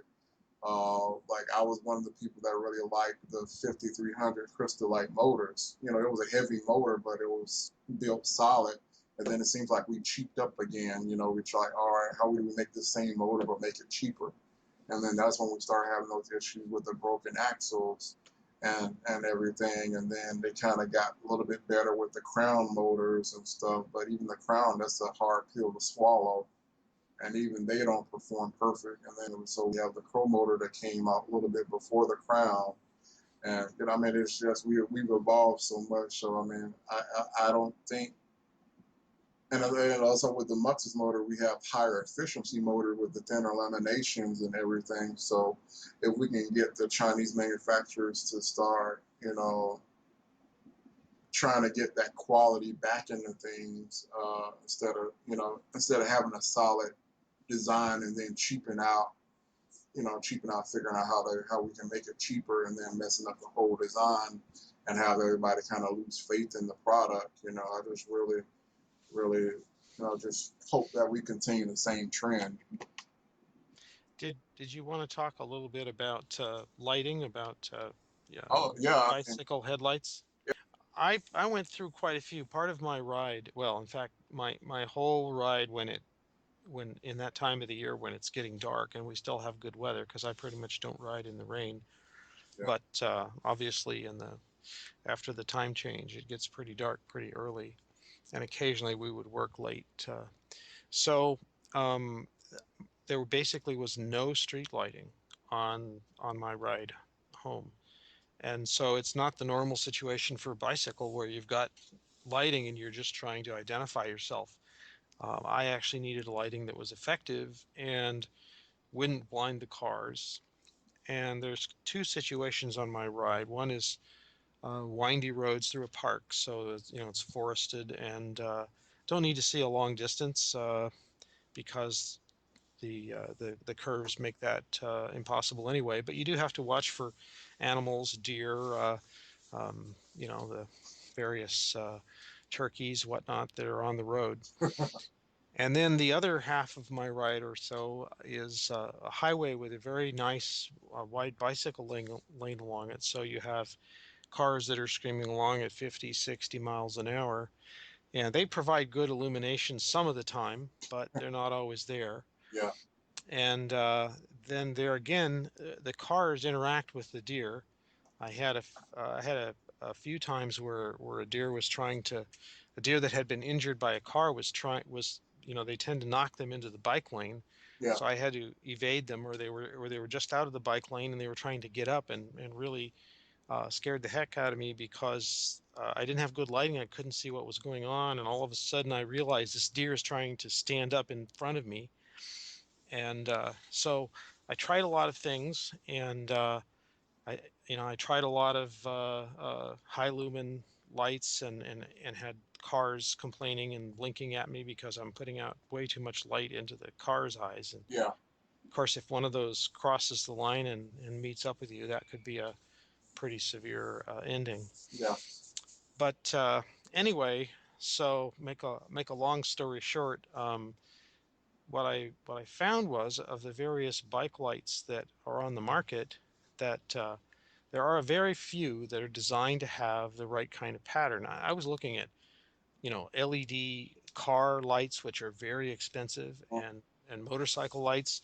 LEDs and headlights, it's very difficult to meet headlight requirements with an LED system, and so Yeah, the 'cause ones that are on the market are it's such really a wide expensive. flood. It's such a wide flood pattern. They don't have the hood or the blinder or however you want to call it to keep it below the driver's eyes. Right. Well, we do have a Prius that we got sort of in the middle of the my e-bike experience that does have LED headlights. They do make them. I found them. They're 13 inches deep or 11 inches deep. They're projectors. They have huge lenses in them, Yeah. and they cost $700 or something. I'm not going to put those on my electric bike. So anyway, uh, I would mention that I started trying some of the Phoenix bike lights, and I've been involved with flashlights and candle power forms and all that kind of thing for a long time. And so I have quite a few LED flashlights, and Phoenix is a company I was familiar with. But I don't think they got into the into the bicycle lighting business all that long ago. But they did when they developed a light that actually has a lensing system that takes the top part of the beam and throws it down to fill in the The lower, yeah, black spot right in front of your tire. yeah. And so it makes a pretty sharp cutoff. You angle the light down a little bit, and then it makes a pretty sharp cutoff in the upper part. And they have some models that have dual LEDs, so they get up to what, 1800 lumens or something. And that's I mean, after a certain lumen count, I think it does become excessive. So, Well, what they did recently, so I kind of went through a sequence of those, and I decided I liked them, and then they'd come out with a newer model that was so much better, I just had to buy that. So yeah. I have a little collection over here, and the later ones have a uh, a push button that you can hook on the handlebar and plug into the light, and when you push that button, it it goes from whatever setting it's at, whether it's off or at some lower setting, and it goes to the max. Mhm. Or if it's already on the max on one model, it goes down a little bit. So it always changes when you hit it. But at any rate, I discovered that I can I can run around with a lower lumen output, 200 lumens or maybe 400 lumens, and the batteries last much, much longer when you're at a lower setting like that. And then when I need to see, I mean, a lot of the time I can see already well enough. I can see far enough because there's a curve ahead. I don't need to see further. Or on the highway, there's cars going by and I take advantage of their headlights. And as they go up ahead, I get a pretty good look at what's in the margin in the bicycle lane where all the junk collects, from the from the lane. It bounces and lands in the bicycle lane. So we end up with all the crud and animals that have been knocked down and whatever. Mhm. So you kind of need to look and see if there's anything in there. And at 25 miles an hour, you need to see a ways out, a little further out than a normal bicycle would need to see. Yeah. At any rate, with this button, you can just dynamically turn the light up, not necessarily in that case for signaling. It's just like, oh, I don't know what's out there because I haven't been able to get a look at it. And you can get a quick look and you can see that there's nothing out there, and then drop it back down. And so the battery life is huge, and you're not, the light is shaped so you're not putting as much light into the drivers, and you're running it at a lower lumen setting so you're not putting as much light out at the drivers. So anyway, I've been real happy with that. I've done. I remember coming up through my e-bike from the very beginning. I remember I took some bell lights and tried to wire a DC to DC converter in them, but I ended up driving the Krypton bulbs. Mm-hmm. Yeah, end up overdriving them. And those bulbs typically don't like vibration anyway, so I remember doing that. I remember, They're really bright for a little while. yeah, uh, yeah, I mean, it seemed like they worked for a while they were working, and then the vibration took them out. Um, but then I remember I did a project where you know how you have like that front reflector on bikes on like cheap Walmart bikes that's like a white reflector. Right. I remember I drilled a whole bunch of like I took the lens off. I drilled a whole bunch of holes in the pattern, and I got some oversized LEDs and put them in an array, and of course put the uh, current limiting resistor in that, and it worked for a little while, but I still think I was overdriving the LEDs a little bit, so that didn't end up working out so hot. Uh, I remember I did it was an 18650 flashlight, like the military flashlights. I ended up drilling a hole in the side, running some silicone wires out, of course, putting strain relief and silicone around the hole, and had it go to an Anderson connector, which went to the DC to DC converter, which went to the psychoanalyst. That worked out very good until that fell off when I was riding. And Mm. it just totally wrecked everything, just totally crashed everything. Um, and then I end up using just standalone flashlight because these military flashlights you can get them for like anywhere from like 8 to 10 to 15 bucks a piece, and they were I mean the stock batteries in them suck, so I ended up buying some nice Panasonic cells that I didn't have to charge it for like weeks on end. And I would have like a dual mount 18650 set up, but you start blinding cars. So Mm-hmm. and start getting the flash. Even if you try to angle them down, like I used to have fork mounts. I put one on either side of the fork and kind of angle them down to where I'm shooting out at least 20, 25 feet. But uh, but even still, you kind of have to adjust them up, especially the faster you go, the more distance, throw distance that you need to see for potholes and stuff like that driving at night. And after all of this, for some reason I have been fighting getting the illuminator, and even the illuminator isn't perfect. It's okay as long as you have it angled at the right level. You can get a pretty decent throw and see out in front of it, and it's not in the car's eyes, but you really can't help it when the car comes up close to you. It's still gonna be somewhat of a spread when they kind of get close proximity to you and pass you. It's still gonna be a little bit in their eyes versus because the illuminator does have like a little slight hood, but I don't think it's helping that much at all. Yeah, I started out with Illuminator, and they've improved it, but Yeah, the optics, uh, they changed the optics on it to they where it they does look have a bit better. yeah, they have changed it. But I did see in Justin's video a little while back, that in-depth video, that they're going to do more work on that, because it definitely I got complaints running that it was too broad. Also, it didn't reach out far enough, even though it was 1,000 lumens. Yeah, the throat, It was too broad. it was like the it flooded pretty well, and it does have a hot spot, but it's like the flood on the side is pretty adequate to where you can see stuff on the side of the road. But if you were to, it's like if you were to angle it completely up, it's too wide and too soft. It's not as hot or as concentrated as you would like. And like I said, you just if you're on the receiving end, you're blinding everything. So I live by a path system, a trail system that's a pedestrian trail where you have, of course, joggers, inline skaters, bikes, and everything. And so when they're coming at you, they're like, God, please, like, they're holding their hand up, and I'm like, and the lower and lower you put it is like the less useful the light is. Right. So it's like it gets to a point where it's like I got this nice light that's not usable to me because I'm shining it so low. Um, that is like, why do I have this light?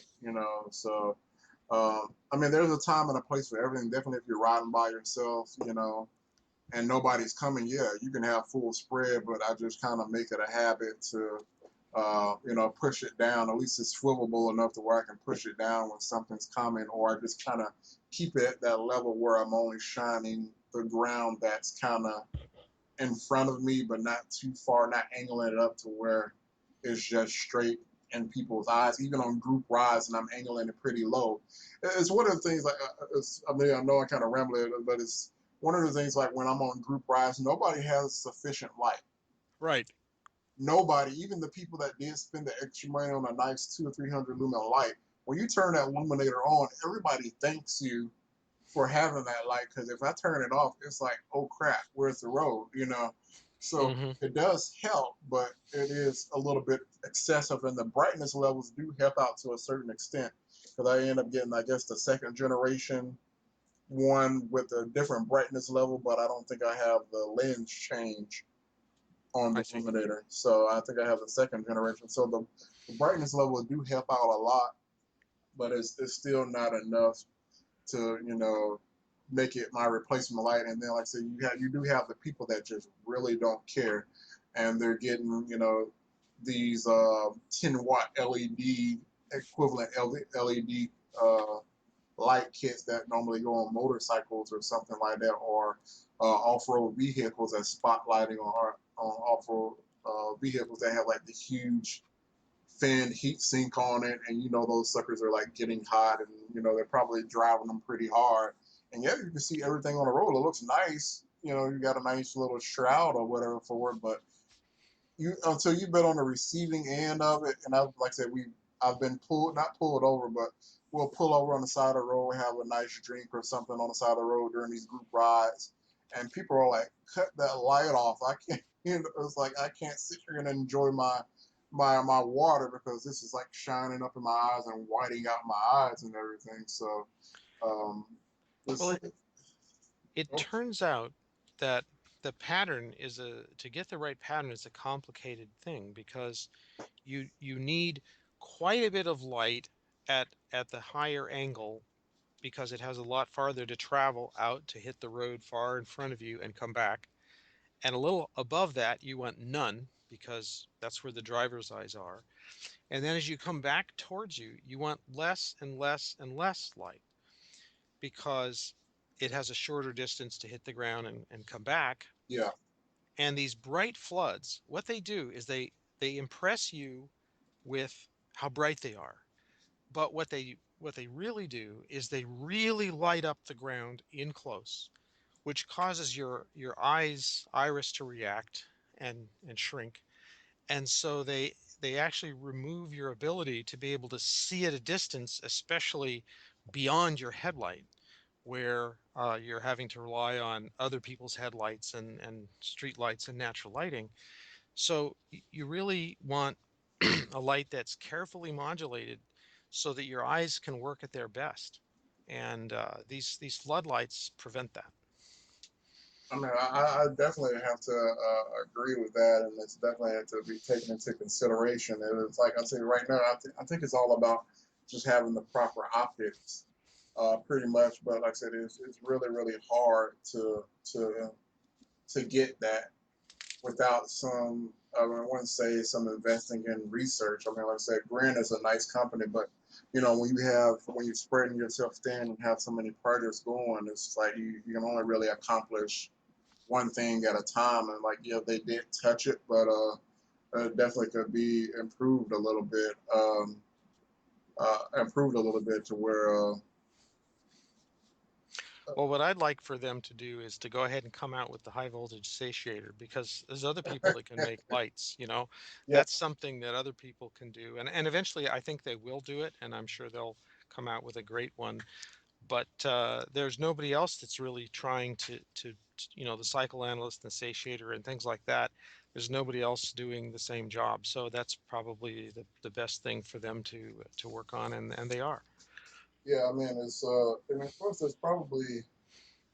I mean, let's say the great thing about the satiator is just how rugged it is and what it's rated for. And like I said, it can't be beat. We have laptop type power supplies or alloy shell chargers that if it's stationary on your bench, it's probably okay. But once you get to carrying those things around, uh, it's just the vibration, depending on how well they manufacture. If they put hot snot in it or the goop to keep everything still and strain relief and all of that, if they did it properly, you might get, like you said, you got a year out of yours before it went south. Um, But that was just sitting on the bench. I wasn't taking it anywhere. that's the and that that's I wouldn't say that's not saying much, but that's like that goes to like quality, and so like I mean I sell power supplies, and I keep telling people if you're putting this in a nice case, make sure it's nice and padded and free from ghosts. But if you're slinging this around and it's subject to vibration and stuff, then it's going to fail. But for have something to just fail just sitting on your desk, is that's that's not like a good way to show your product quality and instill faith in the brand. That's one of the reasons why I couldn't stomach putting any money into BMS battery for a bulk charger. And then it's like their bulk chargers are kind of big. Even the one I got for 1,000 watts, it has a much smaller footprint than their units. Well, I wouldn't say a much smaller footprint, but at least Meanwell is a company I trust. You know. Right. I guess I should say the 4 amp BMS battery charger. I did take it with me, uh, like 4 times, but I did not carry it all the time, and it still failed in a year. The 2 amp charger, which I don't think I've ever taken that with me at all.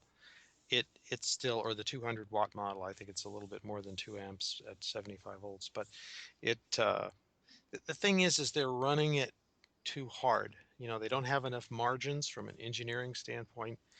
They're using fairly low quality components, and then they're pushing them kind of right near their rated limits. And so on a hot day, they exceed their ratings. And that's something that I can kind of agree with sometimes.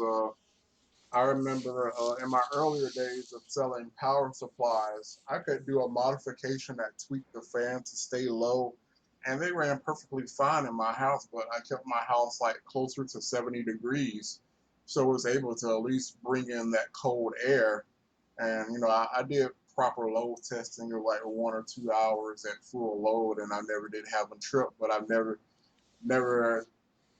came to mind to think that my end user might be out in 95-degree weather and have it in a charge case where it's suffocating. And then, yeah, of course, it's going to get hot and get critical and possibly shut down uh, due to um, uh, due to heat failure. So it's sort of like in certain conditions, yes, this might be a perfect charger or it might be a perfect power supply, but uh, at least uh, at least like I like the idea that at least when it comes to mind when Justin made the Illuminator. He said, "Yeah, it's going to get hot, but everything in there is rated for like if you're stationary, everything is going to get hot, but everything is rated for the temperature, so you shouldn't have anything to worry about. So when you over-engineer stuff, you can expect stuff like that to happen. So I mean, but like you said, you have these people that somebody does it right, and then they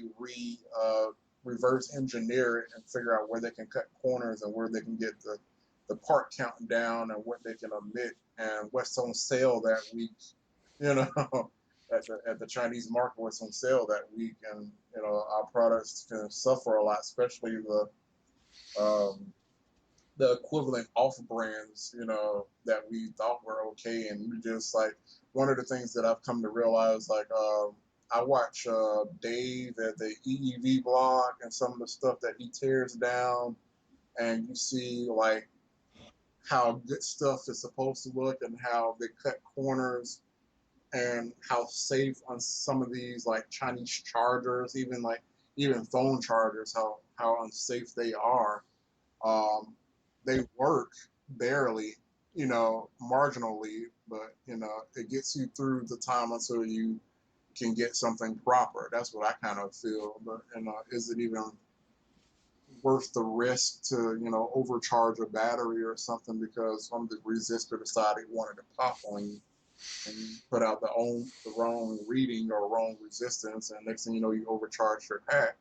I mean, it's like I said, you can't put too much faith in some of these things, Um, but if you buy it rugged, like say if you buy like the potted mean wells and they're meant to be an outdoor LED sign installations, and it's meant to be 140 degrees, like but did your LED supplies ever get like hot? They don't get hot. They definitely have a temperature rise. Yeah, I don't have a fan on them, and there's a fair amount of air space around them in that case that you've seen pictures of. But they definitely do get warm. I think I had the 150-watt ones, and those got considerably warm. But then again, like I said, it's sort of like one of those things that you have to trust that, Meanwell is a good company and it's been rated to, deal with these type of temperature. But it was just almost kind of alarming that it was getting that hot within its limits. But Well, you just have to make sure that it has good air. You know, the air can get to it easily. You can make it worse by by putting them next to each other or too close in, they're just kind of feeding off each other and creating a hot spot. right. I was thinking about possibly putting a low speed fan in there, but I never did. I, Never did need to. yeah, I don't think it's like, truly necessary, but um, and like I said, it was alarming enough to where it's like, gosh, this is pretty warm. But then again, like I said, you just have to you look at the temperature range that it's supposed to operate in, and it's within spec, so you can't really, argue with it. So, um, Well, I don't know that the 150-watt one had the current adjustable current limit. yeah, they had the pots, they had the voltage and the current pots. Yeah, Um, so you could turn it back a little bit, and it'll cool it off a little bit. It helps. yeah, I used those temporarily because I found them online for steel. Um, that were at a reasonable price, like the other power supplies that I found online. Yeah, I think I was picking them up for like 15, $20 a piece uh, for the potted for the that's excellent. yeah. I mean, because I think they were rated for like 60, $70 or something. But they say they were good, and I had two of them together. I believe it was either two or three, and I had them made a nice parallel plug where I only used one nice heavy duty plug for the wall and all that. I thought I was really doing something, and so like I say, it was nice for not while it lasted, but until I moved on to something else. I ended up coming across another bulk charger, and like I said, I've been in an evolution of bulk chargers, and but this like the one this Meanwell now is, by far the simplest one that I've put together. Um, Yeah, so like I said, definitely keep those. The ones that you have, those are definitely kind of some hidden treasures. You're never gonna get them at that price again. But I think they're, at least for a bench charger or a home charger, they're pretty much worth their weight in gold. Uh, yeah. The only thing I was a little disappointed is that there isn't a current adjustment, so I can't do my normal thing of backing them off a little bit. They're going to run full tilt. yeah, they run full tilt, but it's only slightly over what they're rated, and they do get kind of warm, but the fan does keep a check. I mean, but like I said, most of the time my charging, I mean, I've let it charge a full pack, and it handled it quite nicely. Now it's like however long it lasts, I don't know, but it's sort of like one of those things. It's not really going. I'm not going to really cry about it if one of them kicks the bucket, you know. Because it did its job, it did its purpose to get my pack charged quickly and somewhat safely. And like I said, the good thing is they're all isolated. So, Yeah, yeah. As long as it doesn't take your multi stars with it, that it'll be okay. yeah, and I probably will probably back them off a little bit, probably dropping down to 4.15 volts a cell. But I remember at a point where I used to use bulk chargers with the original good mean wells that didn't self destruct before they came out with like the SPs and the NESs. the original mean wheels actually had the shunts and everything where you could either dial back the current or just clip a shunt, and that Hmm. yeah, those were the days. But now they like, man, we need to figure out how to make this cheaper, and they messed up the circuitry on them. And it's hard to find solid. You'll have people that have one picture on their auction or whatever, and you get something totally different. So you can only order from like places like Sure Electronics or something like that are kind of almost guaranteed to have solid. But I even read where somebody even got a fake replacement even from one of those places. Uh, Yeah. but yeah, it's definitely getting uh, the quality, definitely getting the quality components, and everything. Um, it does pay to play. Like I say, even if I have to pay full price for a manual, I know at least in the end, um, it was a good buy. And then even they have warranties behind them from at least the distributors have at least a somewhat decent warranty behind them, pretty much that people have been able to cash in on. So. Uh, But other than that, I think like we're creeping up on 2 hours, and I probably would say we definitely talked about we hit on some other topics. Is there something else that you want to get on, or did you pretty much cover everything that was on the bike? I think you were real thorough with everything. Yeah, I think we've covered. Well, I guess one thing that I didn't talk about was the front brakes. Was it did is those the ones? No, for some reason I'm thinking. Some reason when you said front brakes, I was thinking of the dual disc brake ones. That's right. Oh, okay, all right, So the I got the forks from Croatia with the bike, and so it's the DNC Volcano, I guess they are, and so it was set up for and I got the hub from them that had the dual mounts for the discs, and it's a little hard finding a uh, dual hydraulic disc that has the two hydraulic actuators mirror imaged, which is what these forks require, yeah, because most bikes don't have that. But there are some trikes that have that, and some of them have use two two of um, the same type brake, so they're reversed. But there are some that have the mirror image style. So anyway, the first ones I got were Gator brakes, and they work pretty well, 160 millimeter. Um, but I thought I wanted to go to 203 millimeter, and those didn't have a switch on them, so there was no, being hydraulic, it's a little tricky to get an electrical signal out of those without mounting some hokey, you know, micro switch on the lever, which I didn't really like the looks of. So when they came out with some of the dual hydraulics that were made with an electric switch from the manufacturer. These are Tektro levers, and Zombie S had them, and he got the hoses made at the right lengths. That was the other problem with the Gator brakes. The hoses were way too long, and I never got around to re-terminating them. And you have to have special tools to kind of do that, right? since I didn't do it, I don't know exactly what you need, but you certainly have to, uh, bleed them and cut them and make them not leak Yeah, and so on. And so anyway, when there was an opportunity to upgrade, I went ahead and did that. And so these have not only the switch, which is very nice, it also has a parking brake. And because trikes often need parking brakes, yeah. otherwise they just roll away.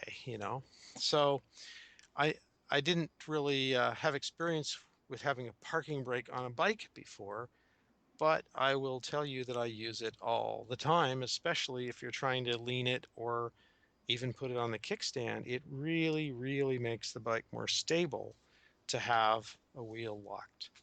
And so even if you have to do it with a rubber band, or a Velcro strap. But if you get a brake that has a switch in it, that's even better. So I've been really happy with that. However, with the electric rear brake with the Sabvoton, I hardly ever use them because even on a 15% grade, that electric brake takes care of the braking. Now, in an emergency, I'll use them, but um, I don't. Those brake pads will last a long, long, long time, which is the biggest advantage of regen. Uh, because if you use braking on an electric bicycle all the time, you'll end up changing pads pretty often. Have you had Yeah, a problem with pads? yeah, my first electric bikes, even with I've had V brakes and disc brakes, and they were just chewing through pads, especially when slowing down from speed. And it's almost like it seems like you went through pads so fast. It's like I just put these on, and it was like 2 weeks ago. It will definitely you can even smell it. That you Yeah. just got them hot. Well, with the line controller, I had the fixed regen, Yeah. and so that was helpful. And now with the electric braking slash regen of the Sabvoton, I have never worn out a pad in 8,000 miles. I have never worn out a pad. I did change the front brakes from one system to the other, but I've never worn out the pads completely on either system, and I hardly use them on the with the Sabvoton. So I really do like the variable Regen. I regen. thought the Infinity controller had variable regen. You like had to activate the brake and twist the throttle. I didn't have that feature in mind. I mean, I think that was like probably when you built your bike was when the earlier fans were coming out and they weren't as advanced as the later ones. But not That that I've used it, but it's Yeah, that could be. I've got like 5 Lion controllers, but they're all, 4 years old or something. So, yeah, another thing where like they've just pretty much they either once or twice a year they change the revision on it, or they either use a different MCU or a different board layout or something like that. Like I said, I'm just waiting. I mean, like I think I'm just probably like I said, jump ship and hop over to a Sabaton controller. Kelly seems to be too complicated. Um, have you looked at the what Justin is doing with the BAC 500 and 800 and 2000?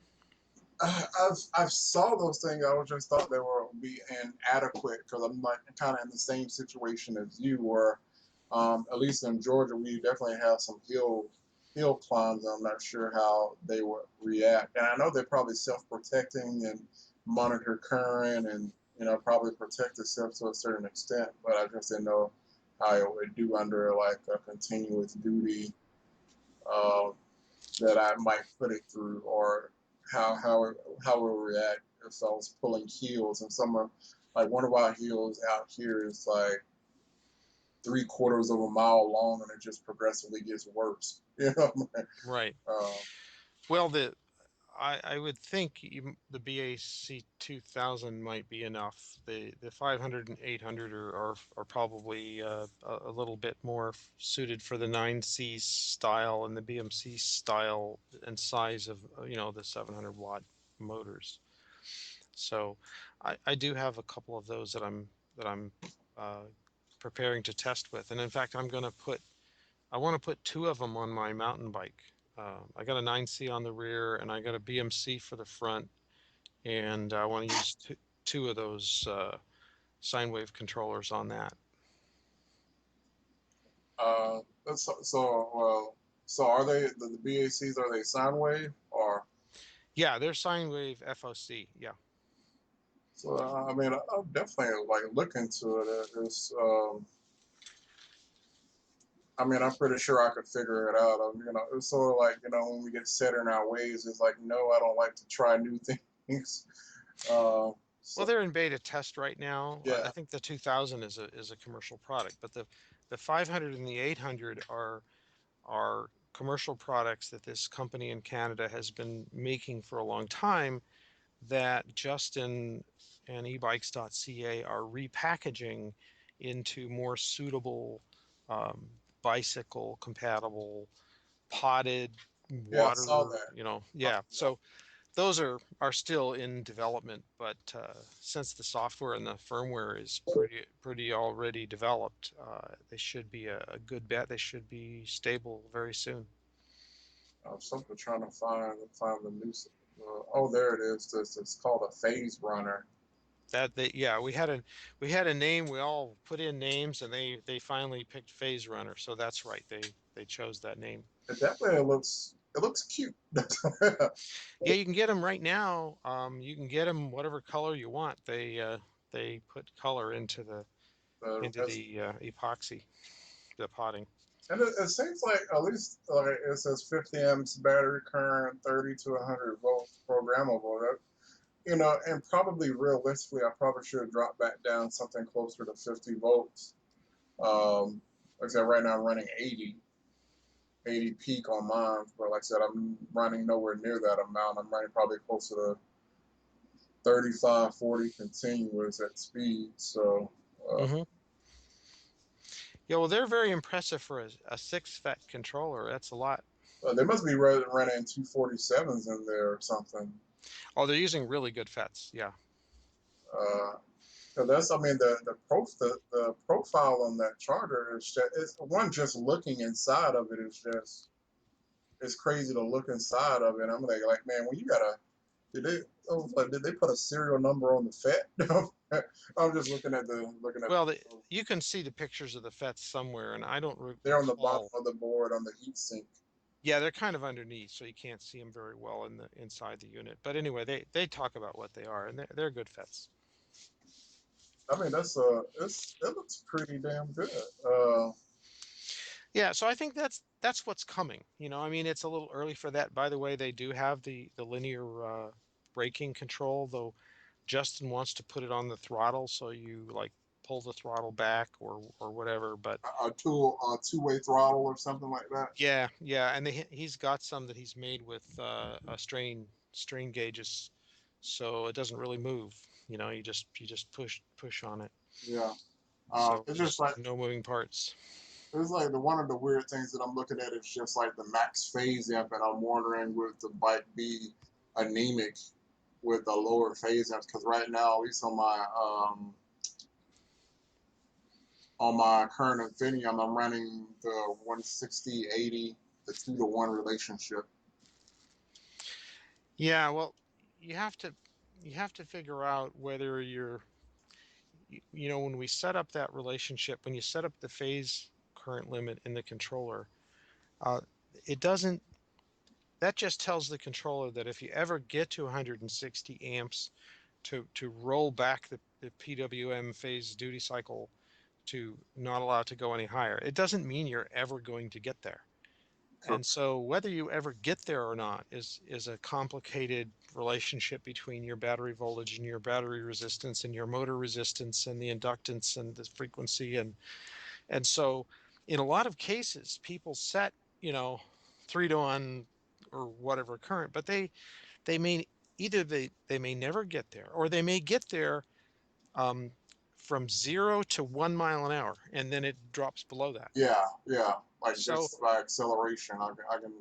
and it just wastes heat. It just generates heat in the motor. If you go And, too high, it's very inefficient. and then also, I think you start getting that growl, that excessive growling Right. from the motor because it's like pulse width modulating so So harshly. yeah, so hard, yeah, and I like and thinking, and not just you think, now that you mentioned it, like I said, I probably should roll back on mine, and it does come to a certain point where it's like you start looking, you gotta really almost like just keep backing it down 10, 20 amps at a time until you stop seeing, either you stop hearing it or you stop hearing the motor howl like a wolf on a full moon, um, or stop hearing it growling and stop hearing the pulse width modulation until it gets a little bit smoother. I mean, square wave controller will still always have some type of growl, but I know I definitely get some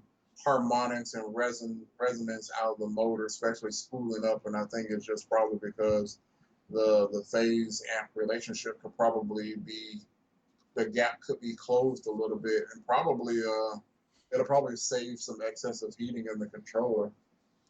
Yeah, and in the motor. I ended up backing mine off to 120 amps. So I got 80 amps battery and 120 amps phase.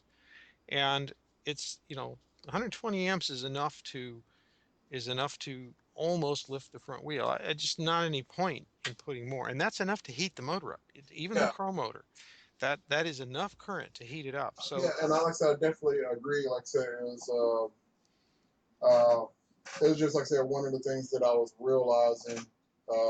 Like I said, when I was talking, I think I'm not sure when I was talking to you or somebody else, but like I said, I had to definitely change the throttle ramping and limit the amps on the controller. One, make the throttle ramp a lot longer and a lot less aggressive to kind of keep the amperage down.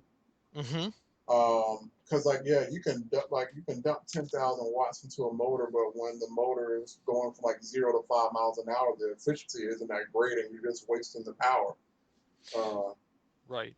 So if you back off on the phase current, then you'll find that it won't be as you won't need the ramping as much. You may not even need it at all because you just sort of take some of that that sharpness, that kind of overpowering out of it. Now some people want to do that, and that's fine. But if you want a reliable commuter and you don't want the motor to get hot, you're really heating the motor more than you're actually, yeah, so accelerating. I definitely see that, especially with jackrabbit starts and everything, or if you're in traffic and you're just pounding on the throttle every single light and all of that. hmm Is I can definitely see where it's not necessary. So I probably will evaluate that and back off the phase amp. So these are my opinions of something a little bit more um, suitable or to a stable number, and probably it'll uh, I can probably maintain some performance since I'm not heating up the motor as much. Because like I said, once that throttle um, the not the thermal throttle kicks in, it kind of kicks in pretty aggressively and starts pulling the power back. But if I'm not heating the motor, I can probably maintain sub 100 C temps and be a lot more efficient and still maintain my peak power a little bit more.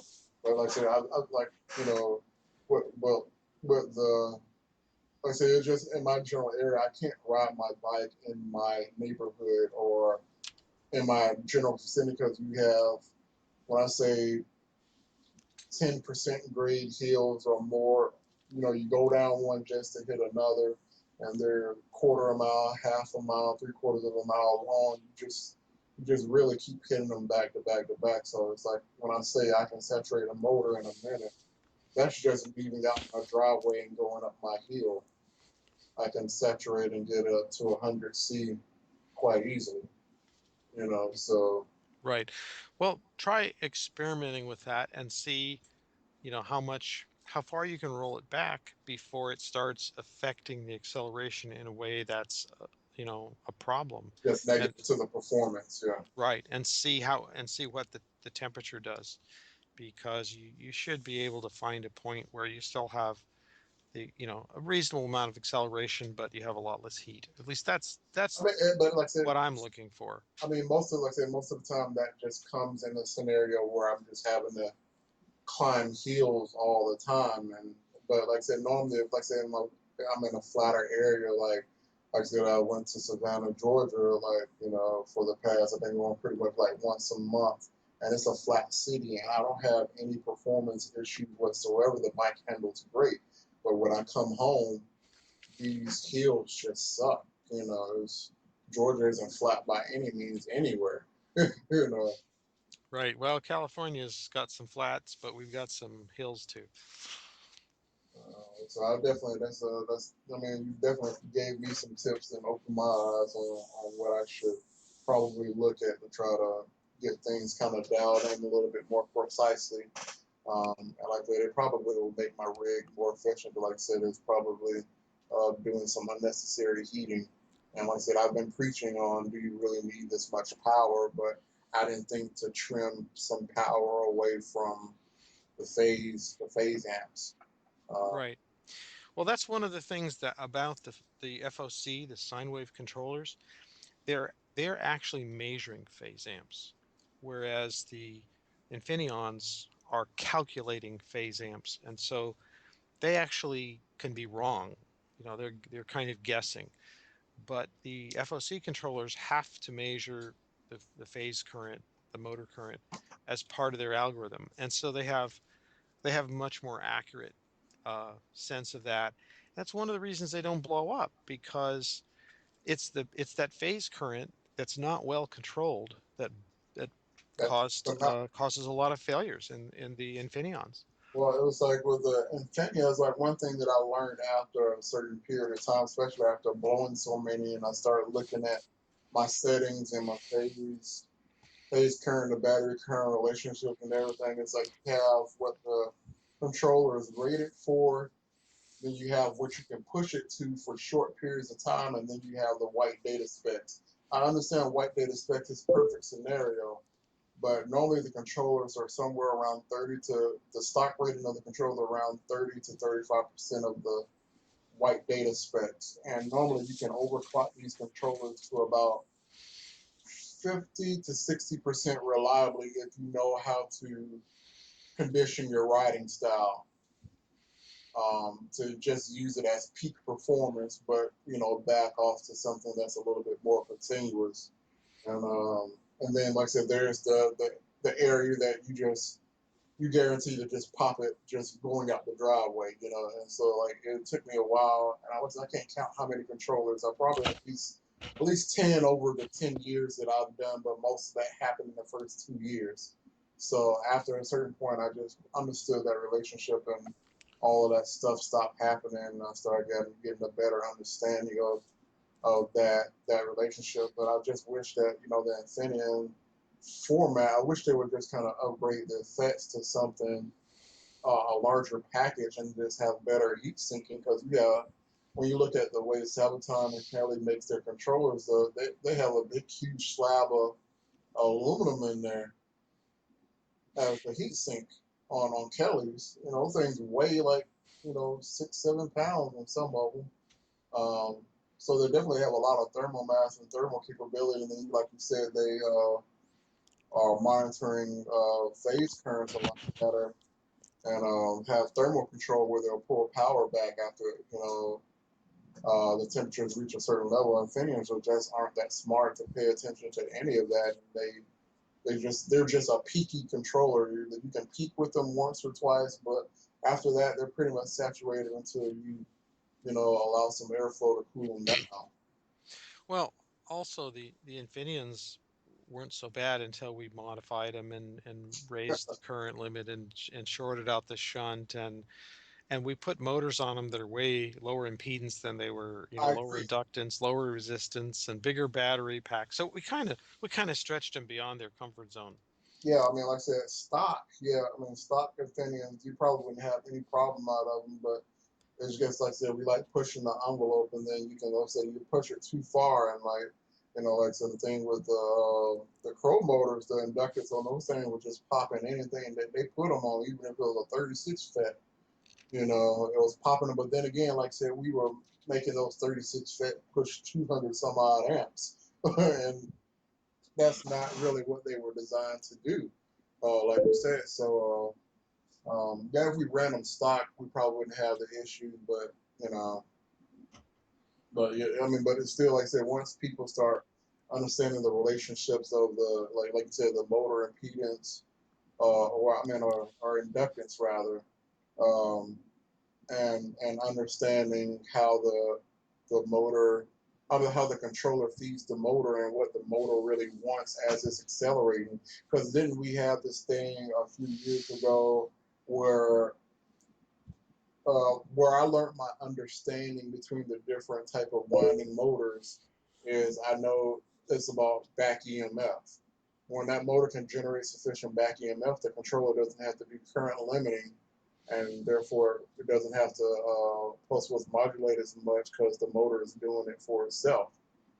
But once you have these fast wind motors, it's having a current limit throughout the whole RPM because it never develops enough back EMF for the amps to drop off.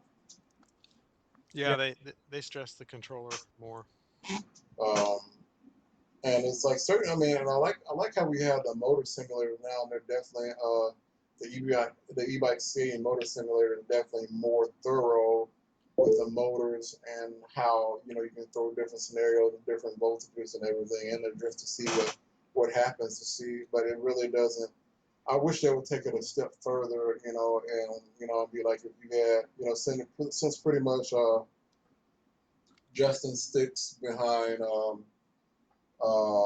well, say Infineons, but I mean, if you're going to pair an Infineon, or if somebody's going to purchase an Infineon, but you know the specs of the motor and you know how to model it, it seems like you should also have somewhat of a suggestion on which controller, if any controller, would be a good controller to pair with it, and also taking into consideration the wheel size. But then again, the I guess you kind of have to put yourself. This is a motor simulator, and the data is only accurate as which of what we pressed and what we put in it.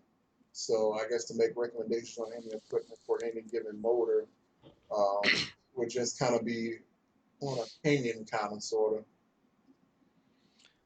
Yeah, there's another simulator out there which I haven't used for a while by SW Bluto. Oh, I used to use that one. That was a great one, but it hasn't been updated in quite some time. It needs to be super accurate.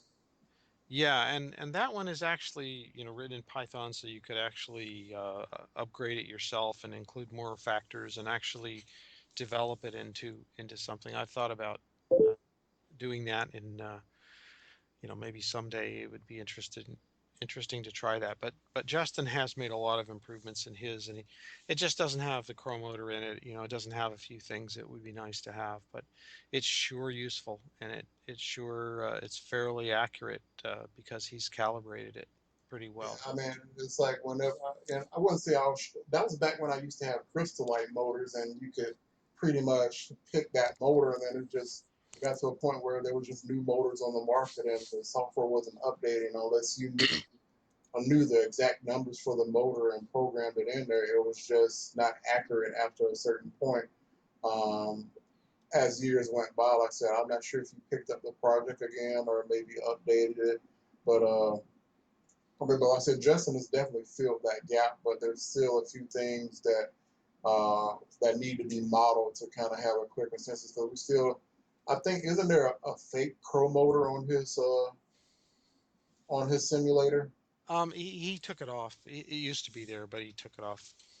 Yeah, but no, it's like nobody would send him a crow motor. I mean, it's a lot of money, but Well, he used to insist on two motors, but he's recently changed that to one, yeah, and so there's more chance. There's a lot of Muxus motors and stuff there, so you can pick something that's kind of close to it. yeah. And like I said, whenever I picked up I checked the model of the Muxus 3000 watts, and it's pretty much right spot on. Even when it came to my top speed, it was right spot on what I expect for the vehicle load and amperage and all of that. So it's still pretty. I would say in less than five, um, maybe like a less than 5% deviation, but still, I consider that spot on, especially. Um, Unless you know the exacts of everything, it's still within the ballpark of error. Now, it's just I wish certain vendors would. I mean, since this, I know Justin likes to keep the motor just in case he has to revisit it later. But I wish there was just certain vendors like HPC that would just go ahead um, and if you want to, I want to say if you want your brand, if you stand behind your brand and what you offer, and even like Justin doesn't care if you buy the motor from him or whatever, but he wants you to have the information to make an informed decision. So I think that vendors like HPC should give, if we're savvy enough to even put it in the simulator, that we should at least be still have that information. But the one of the things that I believe about HPC is like their windings are just. If you thought the inductance was bad on like the Crow motor and some of these low turn count motors, when you have like a 4100 winding, like the Crystal Light number variant, like a 4100, that's an incredibly hot wind. Like at 36 volts, you're doing almost 30 miles an hour loaded. you know. Um, so and even looking at their crown, not, they have another motor like they had a 3595 and then they have the 4100, which is pretty much their main motors that they like to use. Like I said, I just call them extremely hot. I mean, there's no other way to put it. They're just extremely hot wines that they're just going to be hard on your battery, going to be hard on your controller, going to be hard on the motor because they're just going to be pulling so many watts continuous without ever backing down. Even if you lived in Oklahoma, you know, or a flat city like that, it's just still going to be pretty brutal on it. But you sell stuff on. I mean, when people sell stuff on numbers, big numbers, and half truths, that's what I kind of have a problem with now. Like I said, we already knew that the 9C motors really couldn't take a lot. It's just a generic, I guess, 1,000-watt hub motor. Um, but at least with the Muxes, from what I've confirmed and what their continuous duty rating is at 3,000 watts, I can pretty much say that that pretty much holds true, for the most part. Now, And like, is that the 45 millimeter wide Muxus? yes, Yeah. So it's what, 10% or something, 11% away from the Chrome motor. So it's pretty close. yeah, and as far as the efficiency, I mean, I've seen numbers in the simulator as high as 88 percent efficient in certain scenarios. So it's pretty efficient, only to be exceeded by certain RC motors, Um, and so, yeah, like I said, the numbers are the torque numbers and stuff are just shy of a pro motor. Um, but still, like it's still there's this cloud of mystery around certain motors, even when it came to like certain BMC motors and Mac motors. We still kind of clueless on a lot of that, and it seems like Sailman or Paul is in a position to kind of get that kind of squashed, or whatever. But we just only given data sheets and having to make do with what that information. And the thing is, actually, Justin has proved that as long as that data sheet information is correct, he can plot it, and it will be pretty close, like 10% close, but it's still not exact when it comes to modeling it in the simulator. But nothing beats that hard data that when he puts it on the dyno, um, nothing beats that data, that hard data. And, anyways, man, we've been talking for a minute. I didn't expect for us to go this long. It's like 12:34 a.m. here. Yeah, 2 hours and 28 minutes on my Skype counter. Yep. But I mean, it's definitely. It seems like you. I mean, you have pretty much unbiased. Like I wouldn't say unbiased, but it's definitely is. It seems very solid and everything. Opinions on things, and hopefully somebody takes something away from this video. Um, Well, we all have our biases, but one of the things that being an engineer is about is trying to separate, the fact from the Fiction.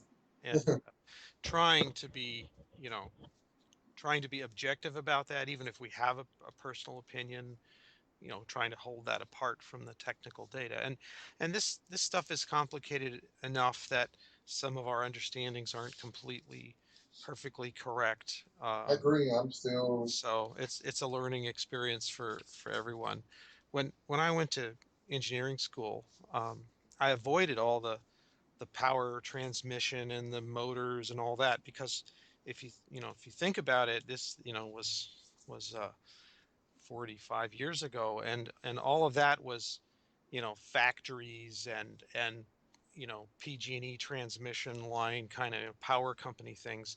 Yeah. And I was much more interested in software and electronics and RF and radio and small things and microprocessors. But like uh, so I kind of skipped out on the motor stuff. So I'm learning the motor stuff now, and it's been quite useful, because even in our our professional work, we do a lot of precision motion, and so we're using brushless DC motors at very, we're moving them microns, very Yeah. microradians, very small amounts. But you still have, it's still a brushless DC motor, and it's still got field-oriented control, and it's got all these things. And so it's interesting how the e-bike helped me to learn something that I kind of skipped in my engineering career, and then that came around and was useful in my engineering career. So that was kind of fun. But also you got to look at how things were kind of back in the day, where a lot of things were unknown, and a lot of it was theory that it's supposed to operate this way and this, that, and the other. And some of us kind of grew up like even when it comes to e-bikes, some of us grew up with a certain understanding, and a few years later, until somebody really evaluated and looked at it and cleared up the misconceptions. And like I said, Justin has done that time and time again with certain things. Like there's still some of the old videos that he did at some I think I guess it was like some electrical car or EV meet or something. Yeah. There's like a 2 hour long video where he goes over a lot of things and kind of clears up some misconceptions. And even on this most recent video, he kind of cleared up a thing or two. And I think one of the things that we still continue to throw around is that torque versus speed winding. And I understand. I mean, I understand it clearly, but it's still harder to portray what you're talking about to the layman user. Because I mean, we could use motor turn counts, and yeah, if you put the same amount of power, they should pretty much have the same amount of output. Blah blah blah blah blah.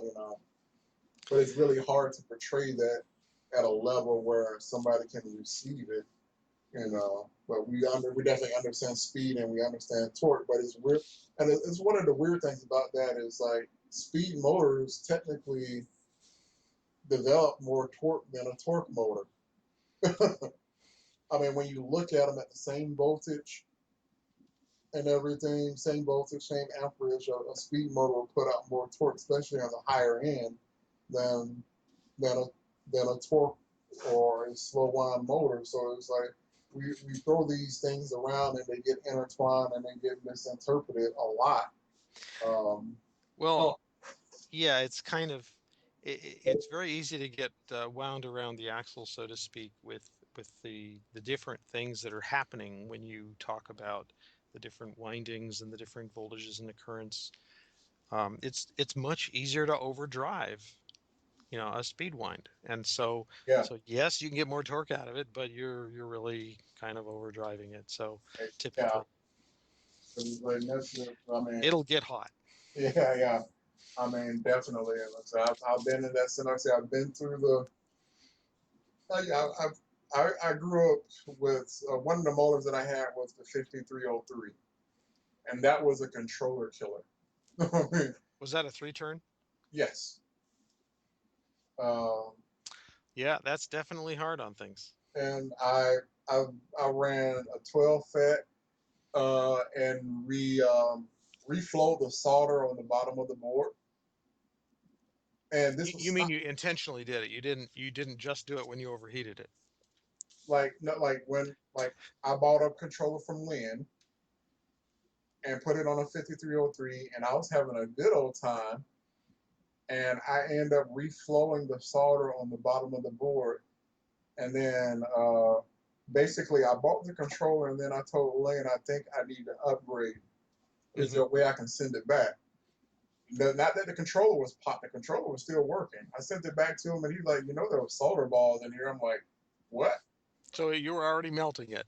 Yeah, I didn't realize it with the 5303. It was driving it, it was working, I was having fun, but it reflowed the solder on the board, and I didn't realize it. I put it on the 18 FET, and my first ride on the 18 FET, it popped the controller.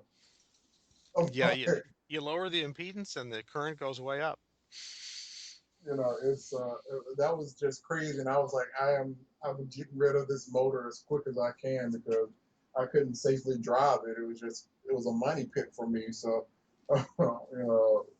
so I just ended up getting rid of it. But it was nice to run 44 volts and getting 40 something miles an hour out of it.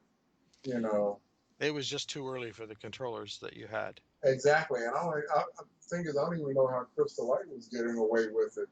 Um, they probably weren't. Lower voltage, probably. Probably it was. I think it was Scott. It was called either called the Road Runner or I forget what it was called.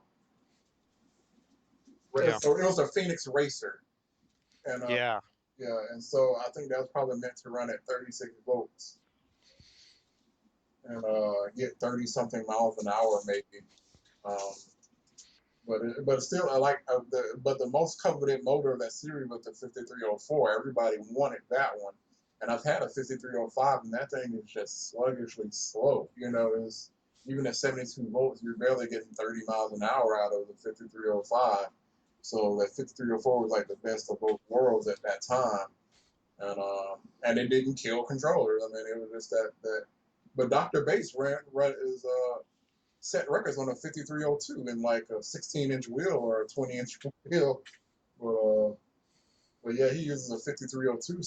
But you know, he's the person that handpicks Rubicon caps and matches FETs and everything and reinforces his own controls. He had a better understanding than we did at the time and still does.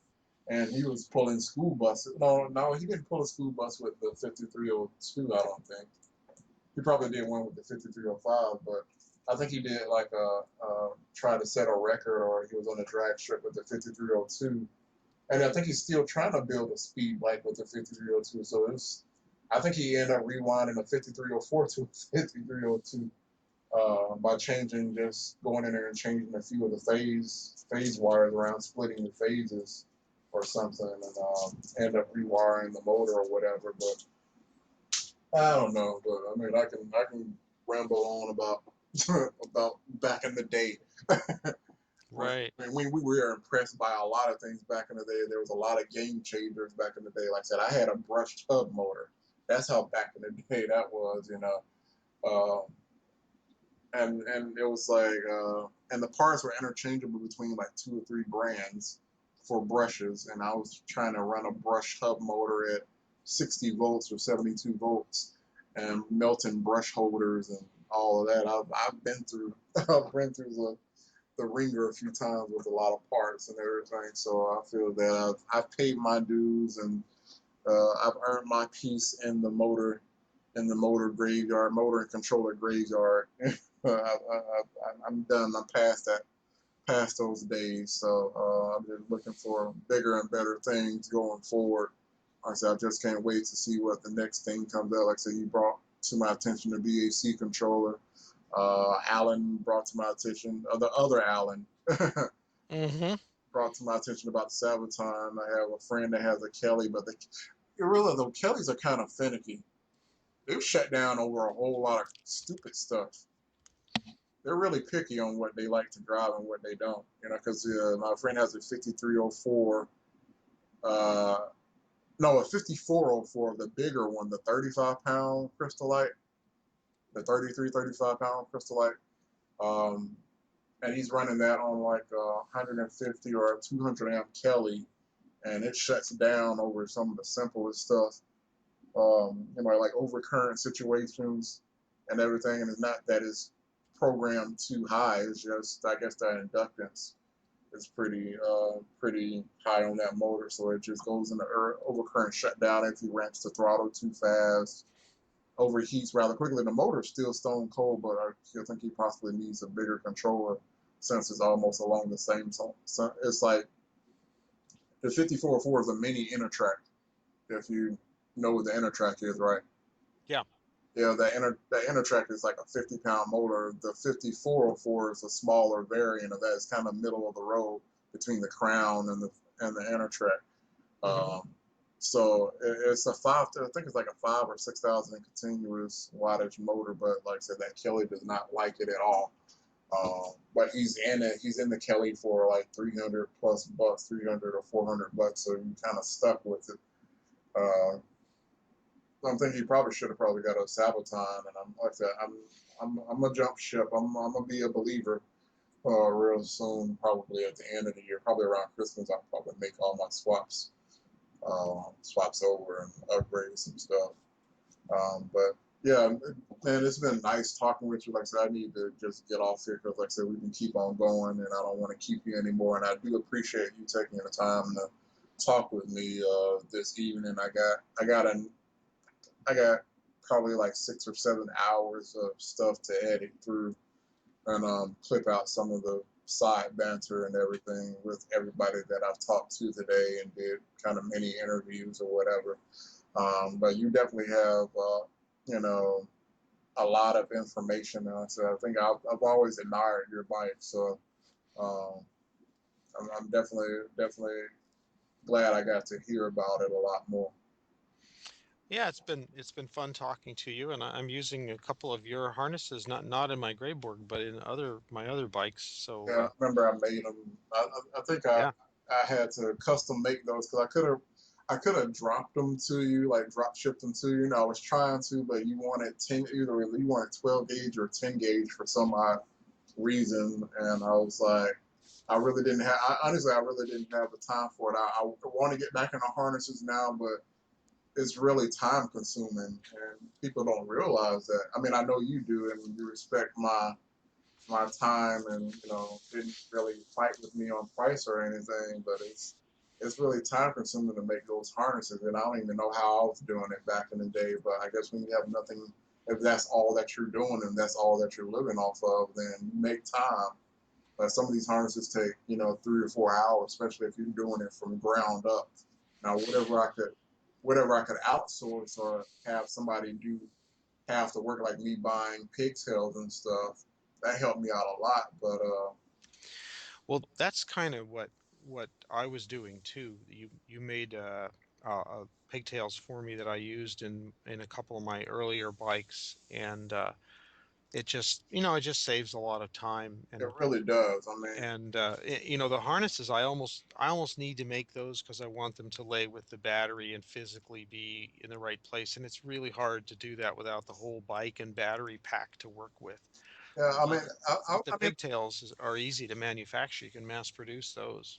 I mean, I've made some harnesses for some really interesting stuff, and I was like, I always tell people like I can make cookie cutter stuff and it can kind of fit. You may have a little bit extra or maybe a little bit short, but I always tell people to get some either get some string or something and give me the measurements. I can cut that thing out exactly to where you can get some nice, neat routing in it. But it's a lot, some people just want to get up and rolling and they don't want to do the legwork to for something that benefits them. But if you were honestly, I think you would probably be one of those people if you really wanted it to lay nice in there and have everything cut to length.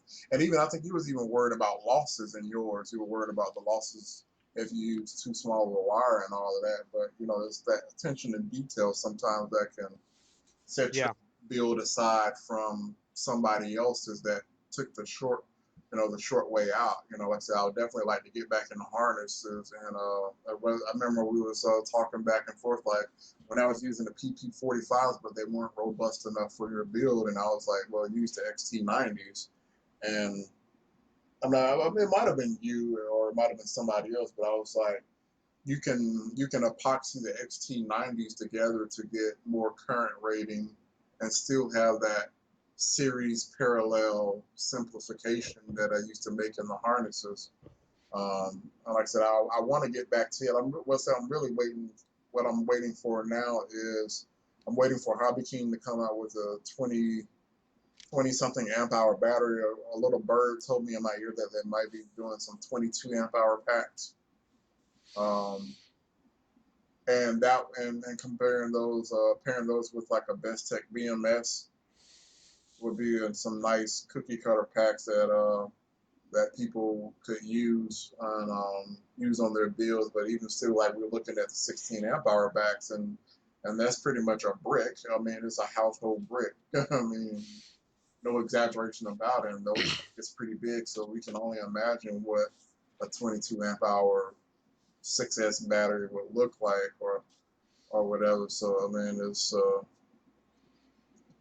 but it's still. Uh, I really like that the multi stars went on sale recently, but you still have forest packs and you have a lot of them. You know, So to get that voltage for 24S or 20S or whatever they're running, and however many they put in series and parallel, it's still a lot of connections. And um, Right. and after putting so many packs in parallel, I remember I was one of those people that actually had 28 hard cases for an 84 volt battery pack. I had 20, I think 28 hard cases, and it just got to the point where this is just too many connections. So I ended up just really thoroughly testing the battery and grouping them as far as capacity and the weakest cell and all of that, looking at all of that, and just paralleling the groups four connections into one and crimping them together, just to reduce the connection count and made it a lot more manageable. And like, I just like I said, I cringe at, I like I appreciate the business. I remember somebody wanted me to make a harness for the multi-star battery, and I'm like, that's a lot of connection. I think I would have probably had to do like 16 batteries in the harness, and I'm like, that's a lot of work. And once they hear the price, it's like, you know what? I'll find a different way. And they end up making a harness in a less savory way. Hmm. It's not really the way that you would expect them. It's not. There's no right or wrong way, but it's the less savory way to do it, especially if you plan to balance, or basically you had to unplug the whole harness if you wanted to balance the battery, unless you had a BC168 charger or something like that. I like that charger. Oh man, I mean I loved it, but it was a niche charger, and I honestly I only used it whenever I was recovering batteries. I use it for my balance charges. What I do is I bulk charge so that I don't have long too far to go, Yeah, and then I finish off with the BC168. I usually set it for 2 amps or so, so I don't overheat the wires. But it does a great job.